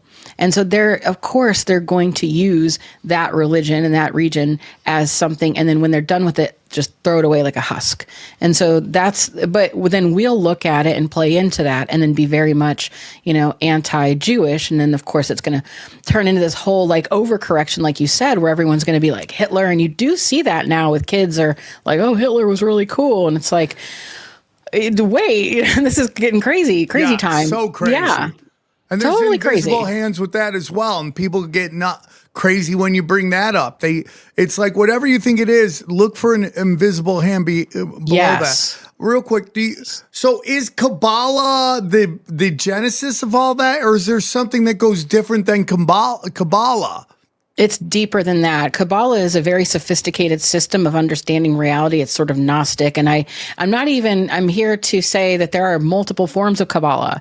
Okay. There's the Tree of Life Kabbalah that, a lot of people, now it's still considered heresy if you're Catholic or whatever. So, I mean, you're never going to please everybody. So, but just from an analytical point of view, there's a tradition of Kabbalah. It's based in, it has origins in, Platonism and the philosophy, and it picks up a lot of Hermeticism. It's its own thing. But it's based on the system of like the Tree of Life. But what you have then with Luria and other thinkers in the 17th century is this idea that kind of pollutes it and switches it to something that is the reverse of it completely, the mirror opposite. And so they have the Tree of Death. And then everything that is Kabbalistic is the opposite. And so that parallel system is the system that a lot of elites at the time started adopting because it was kind of new and cool and different. And it was during a time of like, pre-enlightenment and all of that. But that's its own thing. So there's different forms of Kabbalah as well. One of them is very dangerous, but because we're seeing it played out in the world stage right now, it's something that the Kushners actually fund and promote and are involved with. And this has to do then with a whole series of weird mystical things that are based in sacrifice as well. And so a lot of people are like, how far back does this go? It goes very far back. And I argue that it goes all the way to ancient Sumer, and which is even older than Babylon, but it is the basis of Babylon. Yeah. But it's not that it was the Sumerians themselves. And so in the framework that I work under, it's still going back to the idea of the Anunnaki. And this is the story that these beings came from above on a mountain and went below to the people who were there, taught them agriculture and all of these things and just made civilization, which the element of truth to that is that civilization did just magically appear in Mesopotamia. And it took about 200 years for it to just take off into something that is very similar to what we have every day, which are, a system of social stratification and hierarchy, a priest class, language, things like a Congress and insurance systems and medical things. I mean, you name it, professions, weights and measures. An astounding thing happened in Sumer. But people will say, okay, this is called the Sumerian problem. That and the fact their language is called a language isolate, meaning it's related to no other language in the area and it just sort of appears. So you have like the ancient alien people say, well, then of course that's because they're aliens. But then you have other people that say, well, I don't know, it's just part of life. It's the Sumerian problem and we'll figure it out. They were just excellent people. But when I looked at the text more specifically and have studied this, the reading I get on is a little bit different. So I take the word of the actual writers, the Sumerian people, at face value, and I try to understand what they were saying about themselves. A few things stand out. One is that they were referred to as the black-headed people, and also the Adamah. And so that meant specifically, though, the red people, the red clay people. In Abrahamic religions, a little less so now in Christianity, the story of Adam is that he was built from the red clay of the earth. Whoa. Well, if you look at the archaeological evidence there, the semi-settled hunter-gatherers in the region were buried with red ochre that's very specific to that region, the clay of the earth, and they used it to adorn their bodies. They also had dark hair. They were also at about an average of 5 foot tall, as you would expect hunter-gatherers to be. And when you look at what they say Adam was happened, a short king? Is that what you're saying? yes, he was a short king. So they interacted with these individuals who they called the Shining Ones, who came to them and, yes, taught them things, but they actually subjugated them and made them a slave species. They forced them to dig canals and irrigation, and they forced them to also start eugenics campaigns. They started animal husbandry. It was a whole different read on it. So if they say, okay, the Anunnaki, manipulated our DNA, well, they did, but they didn't do it with like beakers and Mr. Wizard's World type stuff. They were just saying, you're not allowed to be with these people, you're not allowed to speak with these people. But in order for them to communicate, they had to have intermediaries. That's where the priest class came about, and they used language. So they could go up to the temple and speak to God. So when I look at the timeline of this... Oh, that's crazy. So when I look at the timeline of this, it falls along the line of the Younger Dryas impact event. And what we have when we look at the text, one in particular is Noah's Ark, which when they found the original to Noah's Ark in the Sumerian, it painted a whole different story. So it says that their Noah figure knew, because he was like essentially an astronomer, that something was happening, a cataclysm was going to happen. And he decided to pick up all his top scientists and people who were the top at like the arts and sciences, not his family, but that he was essentially making a breakaway civilization. And he took all of the animals of the steppe, which was not all of the animals in the world, like the boat thing. It was all of the animals of the steppe. So in that case, what we're looking at is some culture that was advanced in some way, shape, or form. They understood that there was a coming cataclysm. They gathered up enough of the people that had value to contribute to a breakaway civilization. They gathered the animals of the steppe because they'd be nomadic. They'd be able to, say, use them for animal protein without killing them. So in nomadic peoples, they will cut an animal and bleed it to have the nutrients, and the animal will live. There's also cheese. You can get far with animals of the steppe, and they also travel with you. And so they were making a breakaway civilization to start anew elsewhere. They came down the mountain, as of course Noah's Ark settles on the mountain, and they go and say, this land will be yours. But from their perspective, they owned the land. They went down from the mountains and encountered then the semi-settled hunter-gatherers, the dark-headed ones, and they said, we're going to subjugate and colonize them, essentially. And they did. And it was like a cargo cult. The people in Sumer looked at these individuals who were like seemingly magical, could tell them that the rain would, happen a certain date or could do whatever. And they were made to worship them. And worship in the original context meant to work for. And this is where we start getting burnt sacrifices first. So I propose in a nutshell that the Anunnaki, the ancient gods, the stories were actually the stories of the climate migrants who are coming and having to spread throughout the world because of the great cataclysm that happened and displaced people and created migrations and people encountering other systems and peoples. And instead of inventing civilization, they were remembering it. But that came with a whole lot of other different problems. You think Moses was the Anunnaki? No, because he came later. So these Anunnaki, but he would have been somebody who was practicing the religion that then came along. So in addition to bringing with them the culture or the language isolate, as well as the knowledge of how to farm, how to command animals with animal husbandry, also the limitations on who could breed. So they weren't allowed to breed with the black-headed ones until finally Enki did and went and told the black-headed ones all of the secrets and said, hey, these aren't gods. That's where we get this idea of Enki being the giver of knowledge and the sort of Promethean figure, the bad guy. But you have that, and that came many thousands of years then before Moses. But in this context, there's these remnants of this memory. And part of that is this weird thing called the Apkallu, which if you Google Anunnaki, you'll sometimes see them mixed into it. They have like bird faces, animal faces, wings. They're holding this pine cone. Those are the Apkallu, and those are described as semi-biological entities, almost like ultra-terrestrials. Is that kind of like with the Egyptians? You know how in the hieroglyphs you see like them like a bird with a human's body type of thing? Yes, very similar. And so this now was the prototype and for that. And so this would also be the malach, the messenger. This would also be the jinn, and they're also called genies. So in that tradition, they're called genies. And so it gives rise to this idea that they're disembodied or disincarnate. And what you're having then is a situation where you have these, say, elites who came from elsewhere, settled in Sumer, brought with them their language, culture, but that included their religion or their spiritual beliefs, which was the worship of these Apkallu beings. And those are very different. And what they did in order to worship them had to do with a lot of the sacrificial economy, temple, prostitution. Sacred prostitution was a big thing. They built the Babylonian system. It's Proto-Babylonian onto Sumer.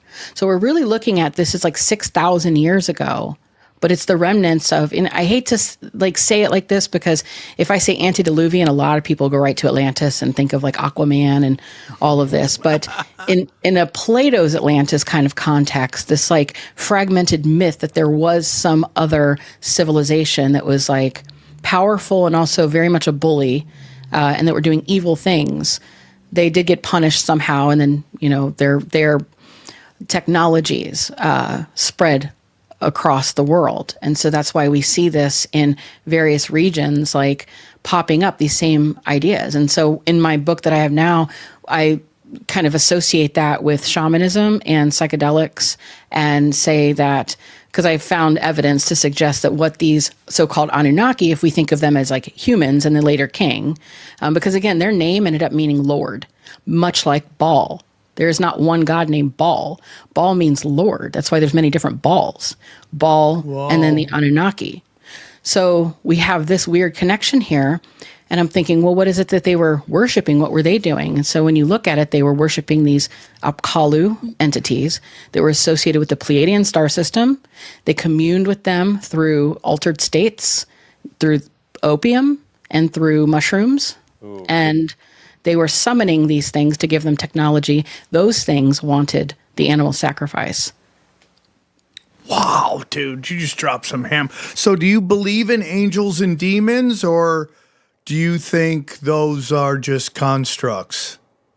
I think we're dealing with one type of energy, like a sort of disincarnate, disembodied thing, and that over time we've just always called it different names because of our cultures and understanding. And so they could be angels. Angels, Malak is messenger, so that's an angel. Daemons were just sort of like angels. They were messengers too. So I think that when you look at angels, demons, aliens, and also the machine elves people see when they go into a DMT trip, all of these entities are one and the same experience. We're just calling them different things. And I think that people in not the elite class, we'll call them the parasitic class, I think that's what they know. And that's why they fund extended state research into DMT, because they want to get the technology, because it's all about technology. They want an upper hand. They want gnosis. They want the knowledge that's received by communing with these entities, not through book learning. And so DMT is one way. These altered states are a known way to get to that. Are these other dimensions? Or what? I would think so. I mean, I'm not, I'm not an astrophysics professor or anything. Right, take it for what it is. But from my reading of it, I would say that is probably a likely scenario, and that is what usually people are funding the research in to explore that question. So, and if you look again at the Kabbalistic system too, you have this version of these realms or dimensions. And one of those is Big Bubba. And that's it's like a slogan for brother. It's our slogan. It's like a term for brother, but it's big brother. And that big brother is what, when you're dealing in this dark Kabbalah, you're trying to bring down into our realm. And it's no coincidence that the control grid is often referred to as big brother, because it's always watching, but we're trying to summon it into being. And we're doing that through artificial intelligence. Many different things are being done, though, but it does have to do with psychedelic research. And so that's why I think there's angels, demons, aliens. I've spoken to Whitley Strieber a lot, if you're familiar with him and his story. And that account of the alien, the great alien that he, put out into popular culture, I would say, is very similar in account to things that people discuss when it comes to things like elves and ultra-terrestrials, excuse me, as John Keel would have said. Well, I don't want to keep you forever because you're absolutely crushing it, but I want to ask you, I see one of the notes is Charlie Kirk. This is a story that won't go away.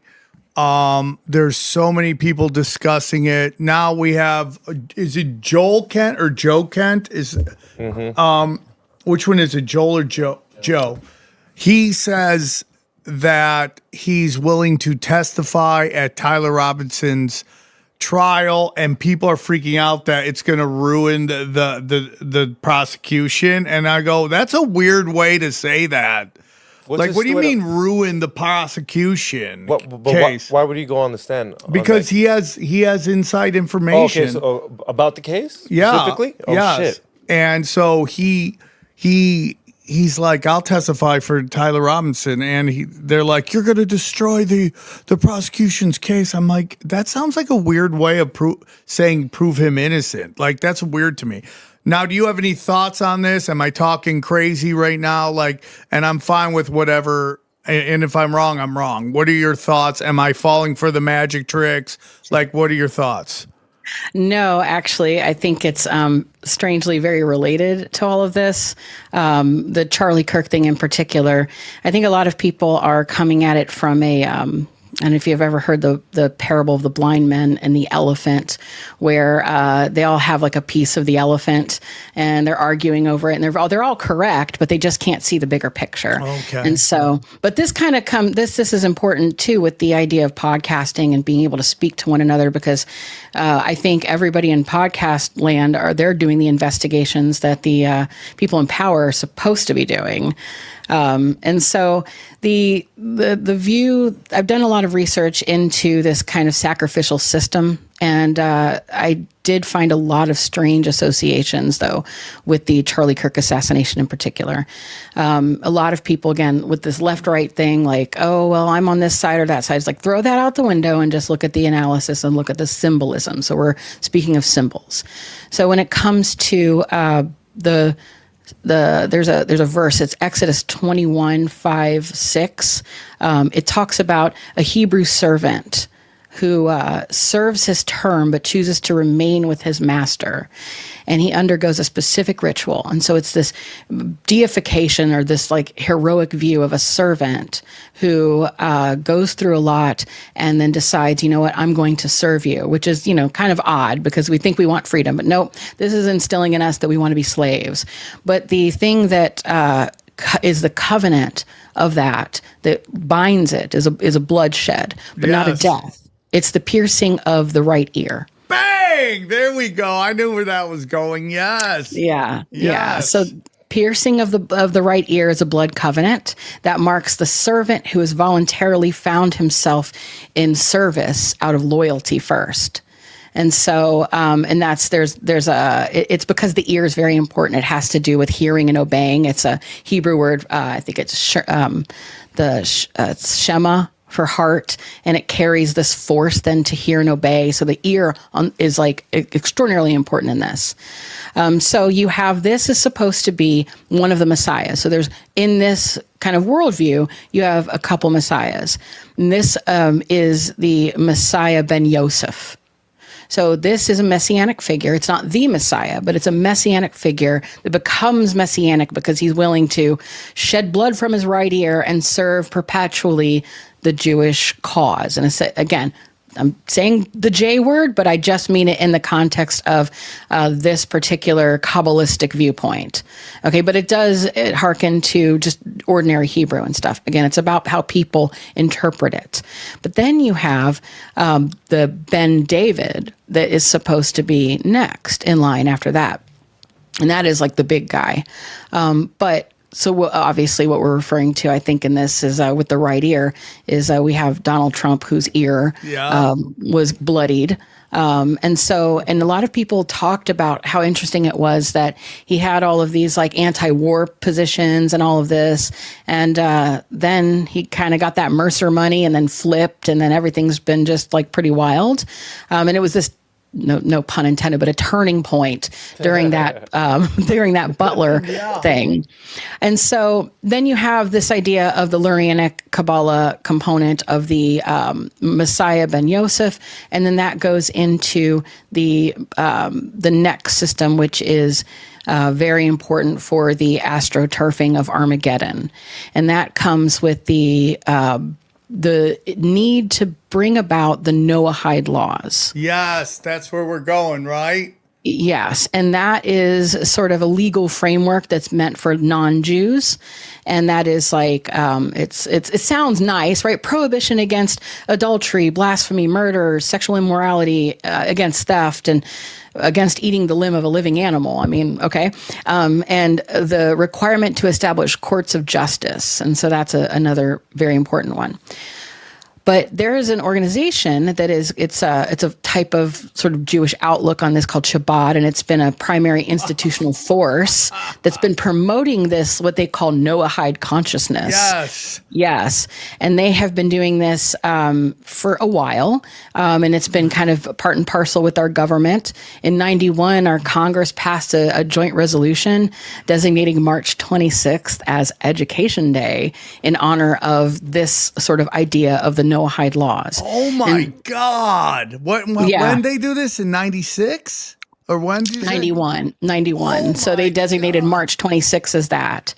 And so the Chabad, this group of these religious kind of, that's why we can't say it's the Jews, because it's not. It's specifically Chabad, like dark Lurianic Kabbalah believers. It's a whole other sect, okay?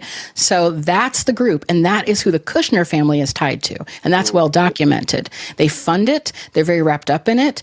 Jared's father was a major donor for decades. He grew up in that framework as well, and even still wears the red Kabbalah bracelet. His children do. Ivanka does. They all practice this, and this is from mainstream sources. I have a Substack on this right now. What about Tucker? Ooh. I'm not sure what to make of that bracelet gate. Like, I mean, he did have a whole thing where he's like, oh, I don't know. It was just a bracelet from my dad.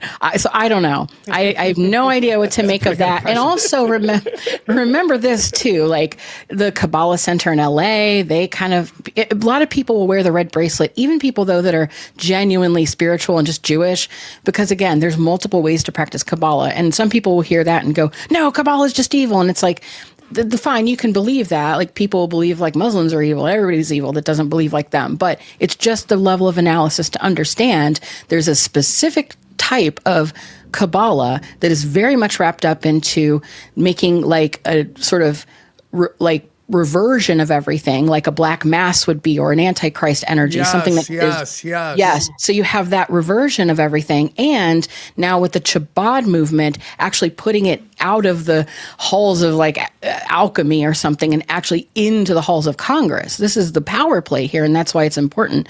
To understand that these are the people who are sort of behind all of this. Wow. So then you have the neck wound of Charlie Kirk after this. Because the neck wound is very specific and functional.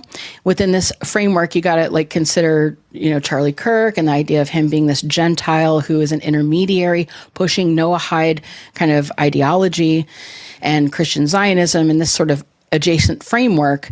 And of course, a kosher slaughter, the neck is severed specifically to release the nefesh. That's the lifeblood from Genesis 9:4. So that is this kind of in Kabbalah, the neck bridges the head, as in consciousness, and the holy body, so the material.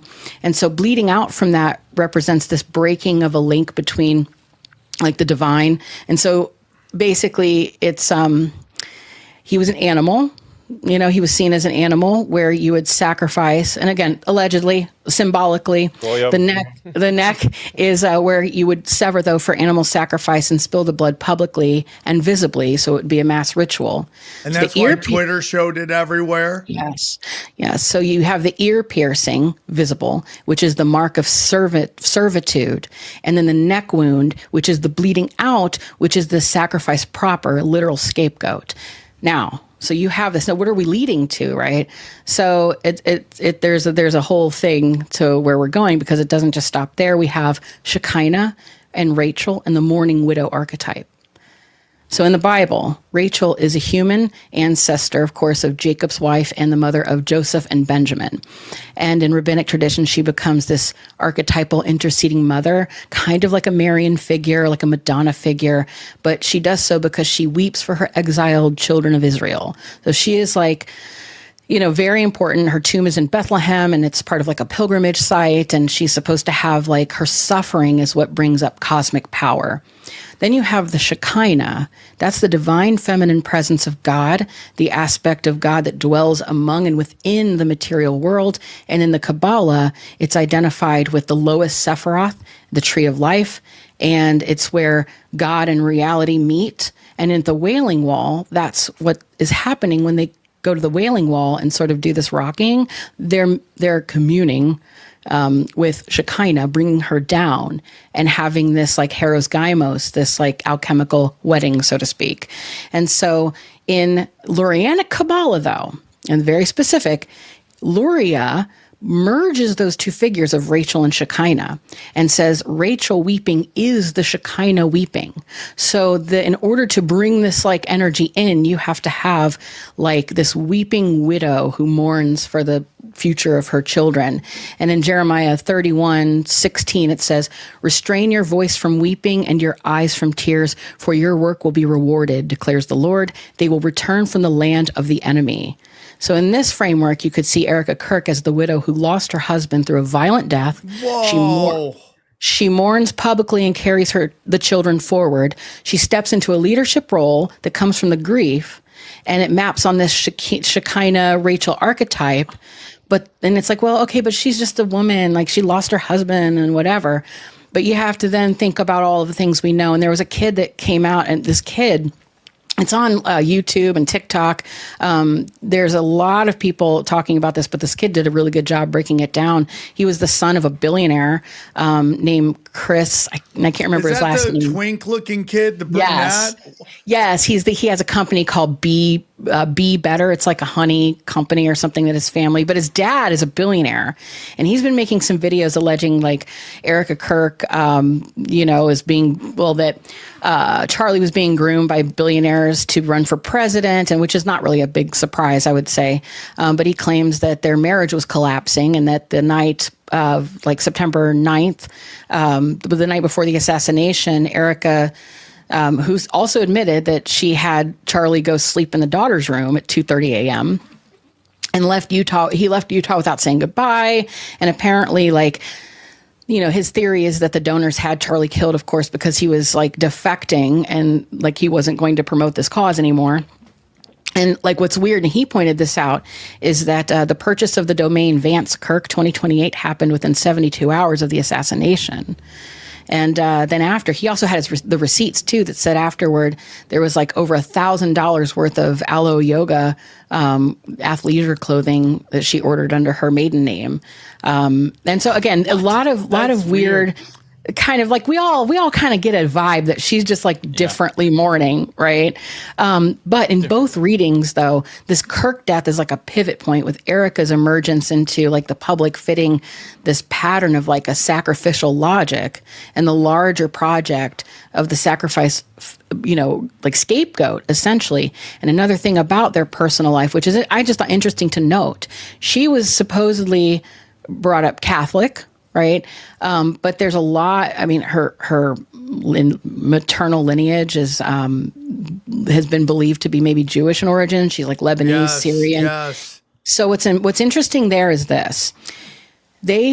So if she was Catholic and, he was like evangelical, for them to have a Catholic wedding, he didn't have to convert or anything. He could have just gotten married and they could have had a Catholic wedding. The only stipulation for a mixed marriage, according to Catholic canon law, is that you must sign and document that your children will be Catholic. So if you wanted to not do that, if for whatever reason you had different sites for your children, you would not have a Catholic wedding, even though you're supposedly Catholic, whatever. So they did not have a Catholic wedding. It was like a private kind of ceremony with family. So that was not Catholic, which means that they could get married, but there was no sort of libel on their children.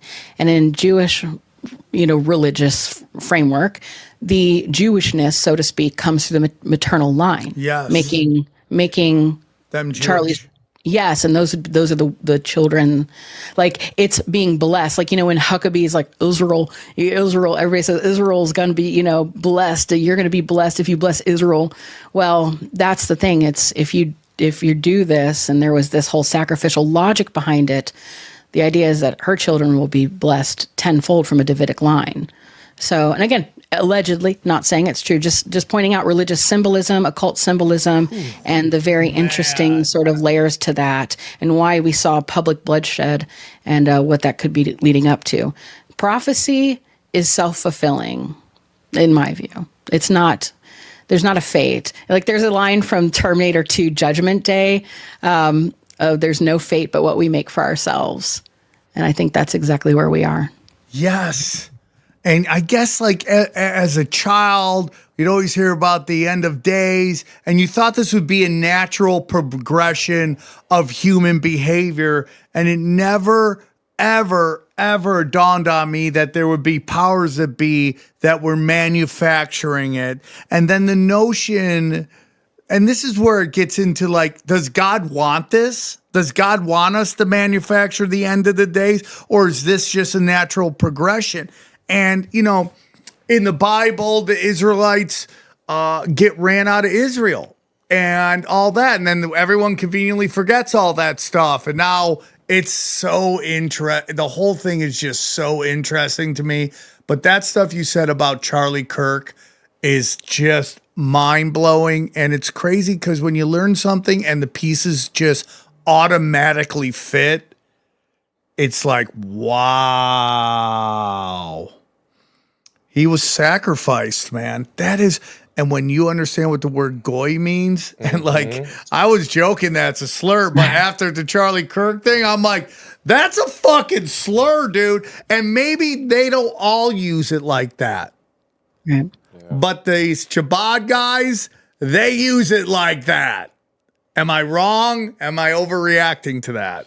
You obviously don't think he was. Oh, go ahead. Let her answer that real quick. I didn't know Hold the question. on. Do you think that's kind of can be seen as a slur in a weird way?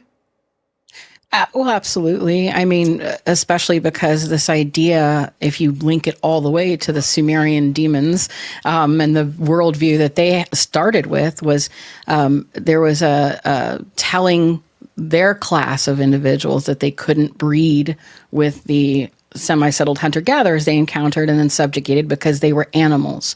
So what they brought to the region was the knowledge of agriculture, which included animal husbandry, which involves what is breeding animal husbandry? Animal husbandry. It's like an anthropological term. It just means being like a farmer that's able to, instead of hunting and gathering, instead of hunting the animal, so like the bull. This is why this bull thing is so important, because the bull represented like power. So if you go back to what it would mean to be on your own as a human and hunt, you're typically not hunting bulls. You're getting whatever you can grab, like whatever. So if you're North America, squirrels, birds, eggs, fish, whatever. But when you're able to communicate, which, that's an important part of this, whether it be through hums, sounds, whistles, also eye movement. That's why we have a larger white of our eye that is visible so that we can have like the mom look, like looking at somebody or something. It's so from distances we can communicate. So our ability to communicate, particularly in with males, being able to hunt this way, gave them an advantage that they could go and hunt something so vicious like a bull and actually take it down. Then what you have, though, is a surplus of meat. And so in order for it to not go bad, you would bring it back to people that are with your tribe or your group, and you could share that. And that begins feasting. And it begins this idea of sacrifice too, because the blood, you don't eat the blood. It's like field dressing. You're going to get rid of that part. The blood goes back to the earth. And so you know that God, so to speak, gets the blood, the life force, and that stays there. You bring back the flesh and feast and share it. And that gives you credibility, hierarchy, and all sorts of things to build like a society with. That makes you a king in a proto-king way, because now you're the leader, you're the hunter. So the hunter king is the first that we have. And then you see this motif in like the Epic of Gilgamesh, where Gilgamesh is taming the wild one. Enkidu is like this beastly creature that's sort of human, sort of Sasquatch-like or something, and they tame him through sacred prostitution, fighting, whatever. So you have this like idea of this transition from being like individual hunting to group efforts to take down large beasts like a bull. And that's huge. And that's like Taurus, Age of Taurus, Mithra, all of this like power. That's why there's bull cults, and Catalhoyuk is like bulls. Everything's about the bull.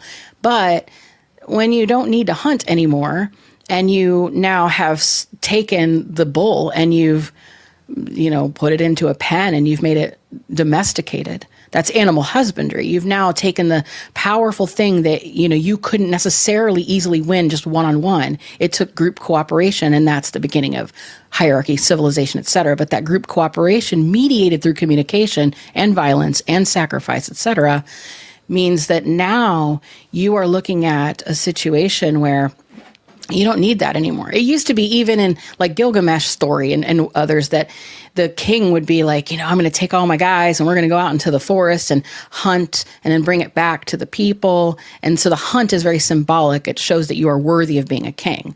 But if you have farms, you don't need that. You just have all of these like animals in a pen, and then you're doing what we've done, which is this is the mindset shift, that now you have dominion, domesticate, dominion. This is what it means to then have the animals. And of course, if you want to say goy, or the whoever is going into this as well, whoever is being told they can and can't do something, they can breed, this is what you eat. We're basically sheeple. That's the thing, is there are masters that way. And so that started in Sumer. It started with the dawn of civilization. And then at the same time, you have the lambs and the rams and those types of like goats and things. They actually were slaughtered much more, that leading us into the age of Aries, because they were already docile and easy to overcome. That's why they're looked at with that sympathy in religious worldview. They're the innocent, because, a bull kind of is asking for it. It's like, it's fight or die. Right. Yeah. So, but in the numbers, when you see the bulls were for sacrifice, but you could only do so many of those. The sacrificial like currency ended up being things that were much easier and innocent. So then you have this psychology behind it where it's just absolute exploitation. But that animal it's called animal husbandry. It's just when you're the one that says, okay, we're going to breed these 2 cows and then they'll be docile. And you see that with like piebald animals, like in Russia when they did the foxes. I don't know if you've ever seen that, but they did some studies on foxes that were wild, and they had them in pens for fur, but they were doing some research on them and breeding, and they found that when an animal started to get like piebald or have like black and white spots, their ears would start to sort of fold, and they would change, and they would be very keyed in on people. The whites of their eyes would show, and they were friendly and docile. They could kill them much easier. And likewise, in the flip, if you take a pink pig from a farm, old McDonald, all this, you put it out in the woods, it will become a boar. And so what they learned early in this system to subjugate others and to put themselves up as gods, who are essentially possessed elites with technology as what separated them, who could see all, they knew from the very beginning they had to control our breeding, our eating, and all of that. Wow. Nuts. That's amazing. Nuts. One of my favorite episodes of all time. Yeah. Now, do you have books that talk about all this? Yeah, I got books. Look me up on Substack, YouTube, wherever. Just find me. But yeah, my books are. Substack. That's I'm going to cool. get this book and all this. Excellent episode. I mean, I'm going to be sharing it with everybody. I mean, excellent episode. you're going to be huge. You don't worry about the college job. You got a bright I don't know. No, We'll see. No, I think it's like, well, you're one of the, I could listen to you talk all day. I mean, that was amazing. Thank you. That was good. Yeah. You were great, doctor. One more time. You're actually a doctor, right? You just, it's not that you don't want to be the Oh, no. It's both. No, I have a master's in history, a doctorate in education. And so I have a couple degrees. Like I said, I inched them out because I started little and I was like, I'm grabbing whatever I can along the way because I'm coming from insecurity. No, you so did. I mean, dude, you're fire, man. You're fire, dude. Thanks. I'm going to listen to your Kurt Metzger episode because I'd just love to hear how you two interacted. He's great. I could talk to him all day. I love him, dude. He's very passionate. He's a very passionate guy, and he is a supercomputer, dude. He's a tsunami of knowledge for sure. One more time, tell them where they could find you, Doctor. My podcast is the Midnight Academy. You can just look up Dr. Heather Lynn on YouTube. You'll find me there. And then my website's drheatherlynn.com. Substack though. That's where I write all my big, deep dives. All right, man. I thought that was an absolute all-time banger, dude. All-time banger. I'm going to get all your books. I'm excited to read this. I'm going to read the Steve Bannon one and then just go through your books because this is my favorite stuff. So thankful that you came on. Sad it took this long to get you on, but very excited. Anytime. I'm excited to see the reaction to it. We have something called the Mount Crushmore. I think you might make a run for it, dude. We had the Mount Crushmore, the first 500. We have a second 500 coming, so I think you might be in the running. Congratulations, and thank you. Very excited to have talked to you. It's like you opened my mind to everything, and I appreciate it. So thanks one more time. Thanks for coming on. We appreciate it. Thank you so much for having me. I really appreciate it. Until next time, guys, let's break down the episode. All right, what'd you guys think of Dr. Heather Lynn? Mount Crushmore. Mount Crushmore. Johnny, thoughts? I'm already putting her up. I put her up there. I made the choice right now. She's Johnny just decided to call it right there. It's happening. I mean, dude, that I didn't talk a lot in that show. Is she the first lady on Mount? Is it? Yeah. Yeah. Whoa. Yeah. We have no females on Mount Crushmore. But hold on. She's not on there yet. It has to be voted on. No, I put her on there. Johnny's he's throwing his Hold on, you can't just do that. She's on my Mount Crushmore. Okay, that's fine, but you're saying you'd like to see her on that Mount Crushmore. Yeah, I'm saying she's on mine. The people will decide. Yeah, the people will decide, and then I count the votes. So. Okay. We do need a lady up there, guys. We do need a lady up there. What are we, progressive? We have to have be inclusive on Mount Crushmore? Yeah. But she's earned it. I mean, when was the last time you heard something that answered all the questions? I was just watching her half the time she talked. You were like when she was talking about Trump getting shot in the ear. Oh, that was crazy, dude. The guy with dude, slaughtered him. It fit. It all fit. And then Erica Kirk being the widow that takes over power. Damn, dude. Mind blowing. Easily one of the greatest episodes. That was great. We've done 9. This will be, I think, 971. This is crazy, isn't it? Isn't that crazy? Out of 971 episodes, this might be one of the best we've ever done. So many episodes.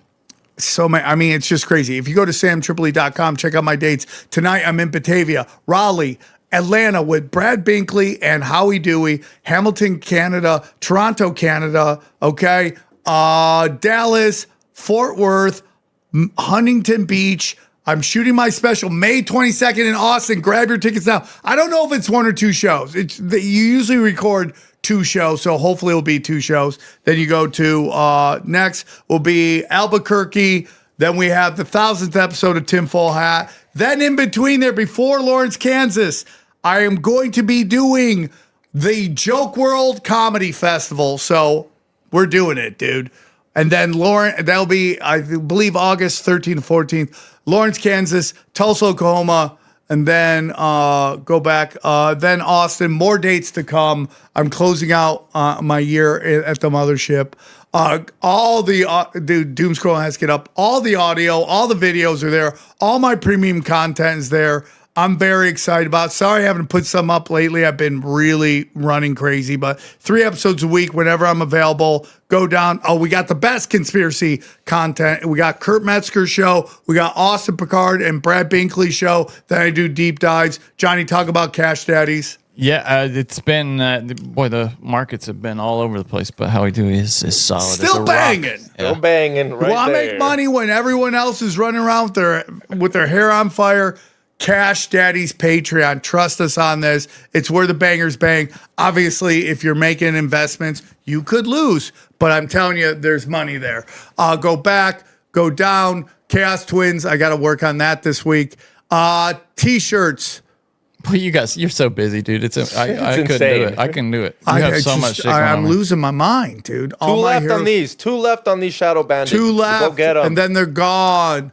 Only 3 left to disobey. No, it's a classic. Yep, grab them now, all of them, dude. Wait, are those like limited, or is that stock is just That stock. That's the shirts he has left. Okay. And then I had to beg him to bring back Once Upon a Time on This Flat Earth. Oh, this is a new. Oh, this is back in stock. Let's see Wait, if where's the Once Upon a Time? Where is it? It's not Is it up, but it's we're not working there? on Okay. it. We're working on it. I told he's bringing it back. I'm It's everyone's selling him. favorite. It's got everybody on it. Well, it's got everybody on it. It's just such a great drawing. So go to Sam Tripoli. We have all sorts of shirts there. Buy gold and silver, guys. It's very important. Go to Wolfpack Gold or Wise Wolf Gold and Silver, samtripoli.gold, Mineral King. We love them. Oh, I got to fix that. I got to fix that link. Sorry, I got to fix that link. People have been complaining the link isn't working. Alcure Hydrogen Brown Gas. Harley Ray when you need candles, crystal, sage. My Chemical Free Body. Took it today. Love it. Can't stop doing it. Joel Staley if you want to get sick shape. EMF Rocks. Prometheus. That's for dirty electricity, by the way. Prometheus if you want a decentralized website. On or off? On. This week I'm on, baby. Let's do it. Okay. Brain Supreme. Get it going, dude. Anything else? Check out my podcast, XG Marks the Spot. I did a deep dive on that Afro Man case. And Johnny? New BS is out. Go check it out. We've been killing it on there. Huh? Yeah, we've been killing each other and it. Yeah. Yeah, I had a bad attitude this week. I'm It's sorry. okay.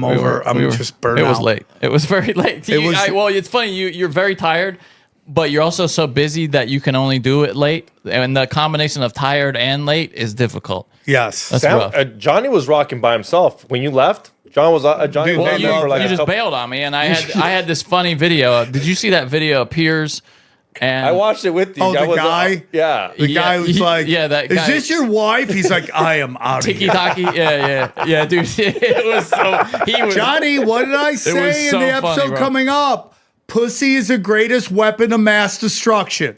Yeah, he pulled up on his own cameras that photo of his wife like looking for a pool boy to get this pussy on. Yeah. And Pierce was not. All having Pierce it, had to say is like, dude, we got an open relationship. She can go do whatever the fuck she wants. I want to keep all my money. I don't want to give up half of it. Was it live? If you had a wife, you'd know that, retard. I don't know. I don't know if it was Tiki Taki's Oh, he might have recording. recorded it himself. I don't know if it was his recording or that was live. It was one Yeah, of those because two. there's no way Pierce Morgan would have released it. I don't Yeah. think so. Yeah, I assume it was his recording. Yeah. Yeah. 'Cause when I was watching it, I was trying to watch it on Piers Morgan's like live feed. Have but you he- guys watched the documentary that he has been interviewed about? Louis Theroux, who I respect, he's a documentary guy. He did a documentary about the manosphere, Yeah. but like the fringes of it, the kind of assholes of the manosphere. Yeah. He did it super bad though. He had Myron Well, Gaines Everyone's on. shitting Yes, on yeah. it. Yeah, he said he had yeah. Myron Gaines on, and he was like, "Dude, he asked my girlfriend great questions. She asked her what she thought about me as a relationship, and he only put the parts where he wanted." Where Of course. And this is all why Sabrina Carpenter is like, men are dumb, men are stupid, chant it with me. And you're like, get the fuck out of here, dude. Well, I It's- love how they're getting that. What's that girl's Chapel Roan or whatever? Yeah. Like she's getting fucking wrecked, dude. I mean, dude, talk about a mid bitch, huh? I mean, Oh yeah, like not I mean, even hot, no, dude. totally. Butter her whole body. I mean, She looks like she loves to go to the Rocky Horror Picture Show. Yes. Find me an attractive She person looks at like- that show. Yeah, she looks like a drag queen. All right, great show. Loved it. Hope you guys enjoyed it too. Answered a lot of questions. The Temple Mount, all that stuff. I mean, I'm sorry. Oh, it's fascinating. One of the greatest shows we've ever done. I can't believe it took us so long to get her on. She's gonna blow up. She's gonna blow up. Yeah. All right, guys.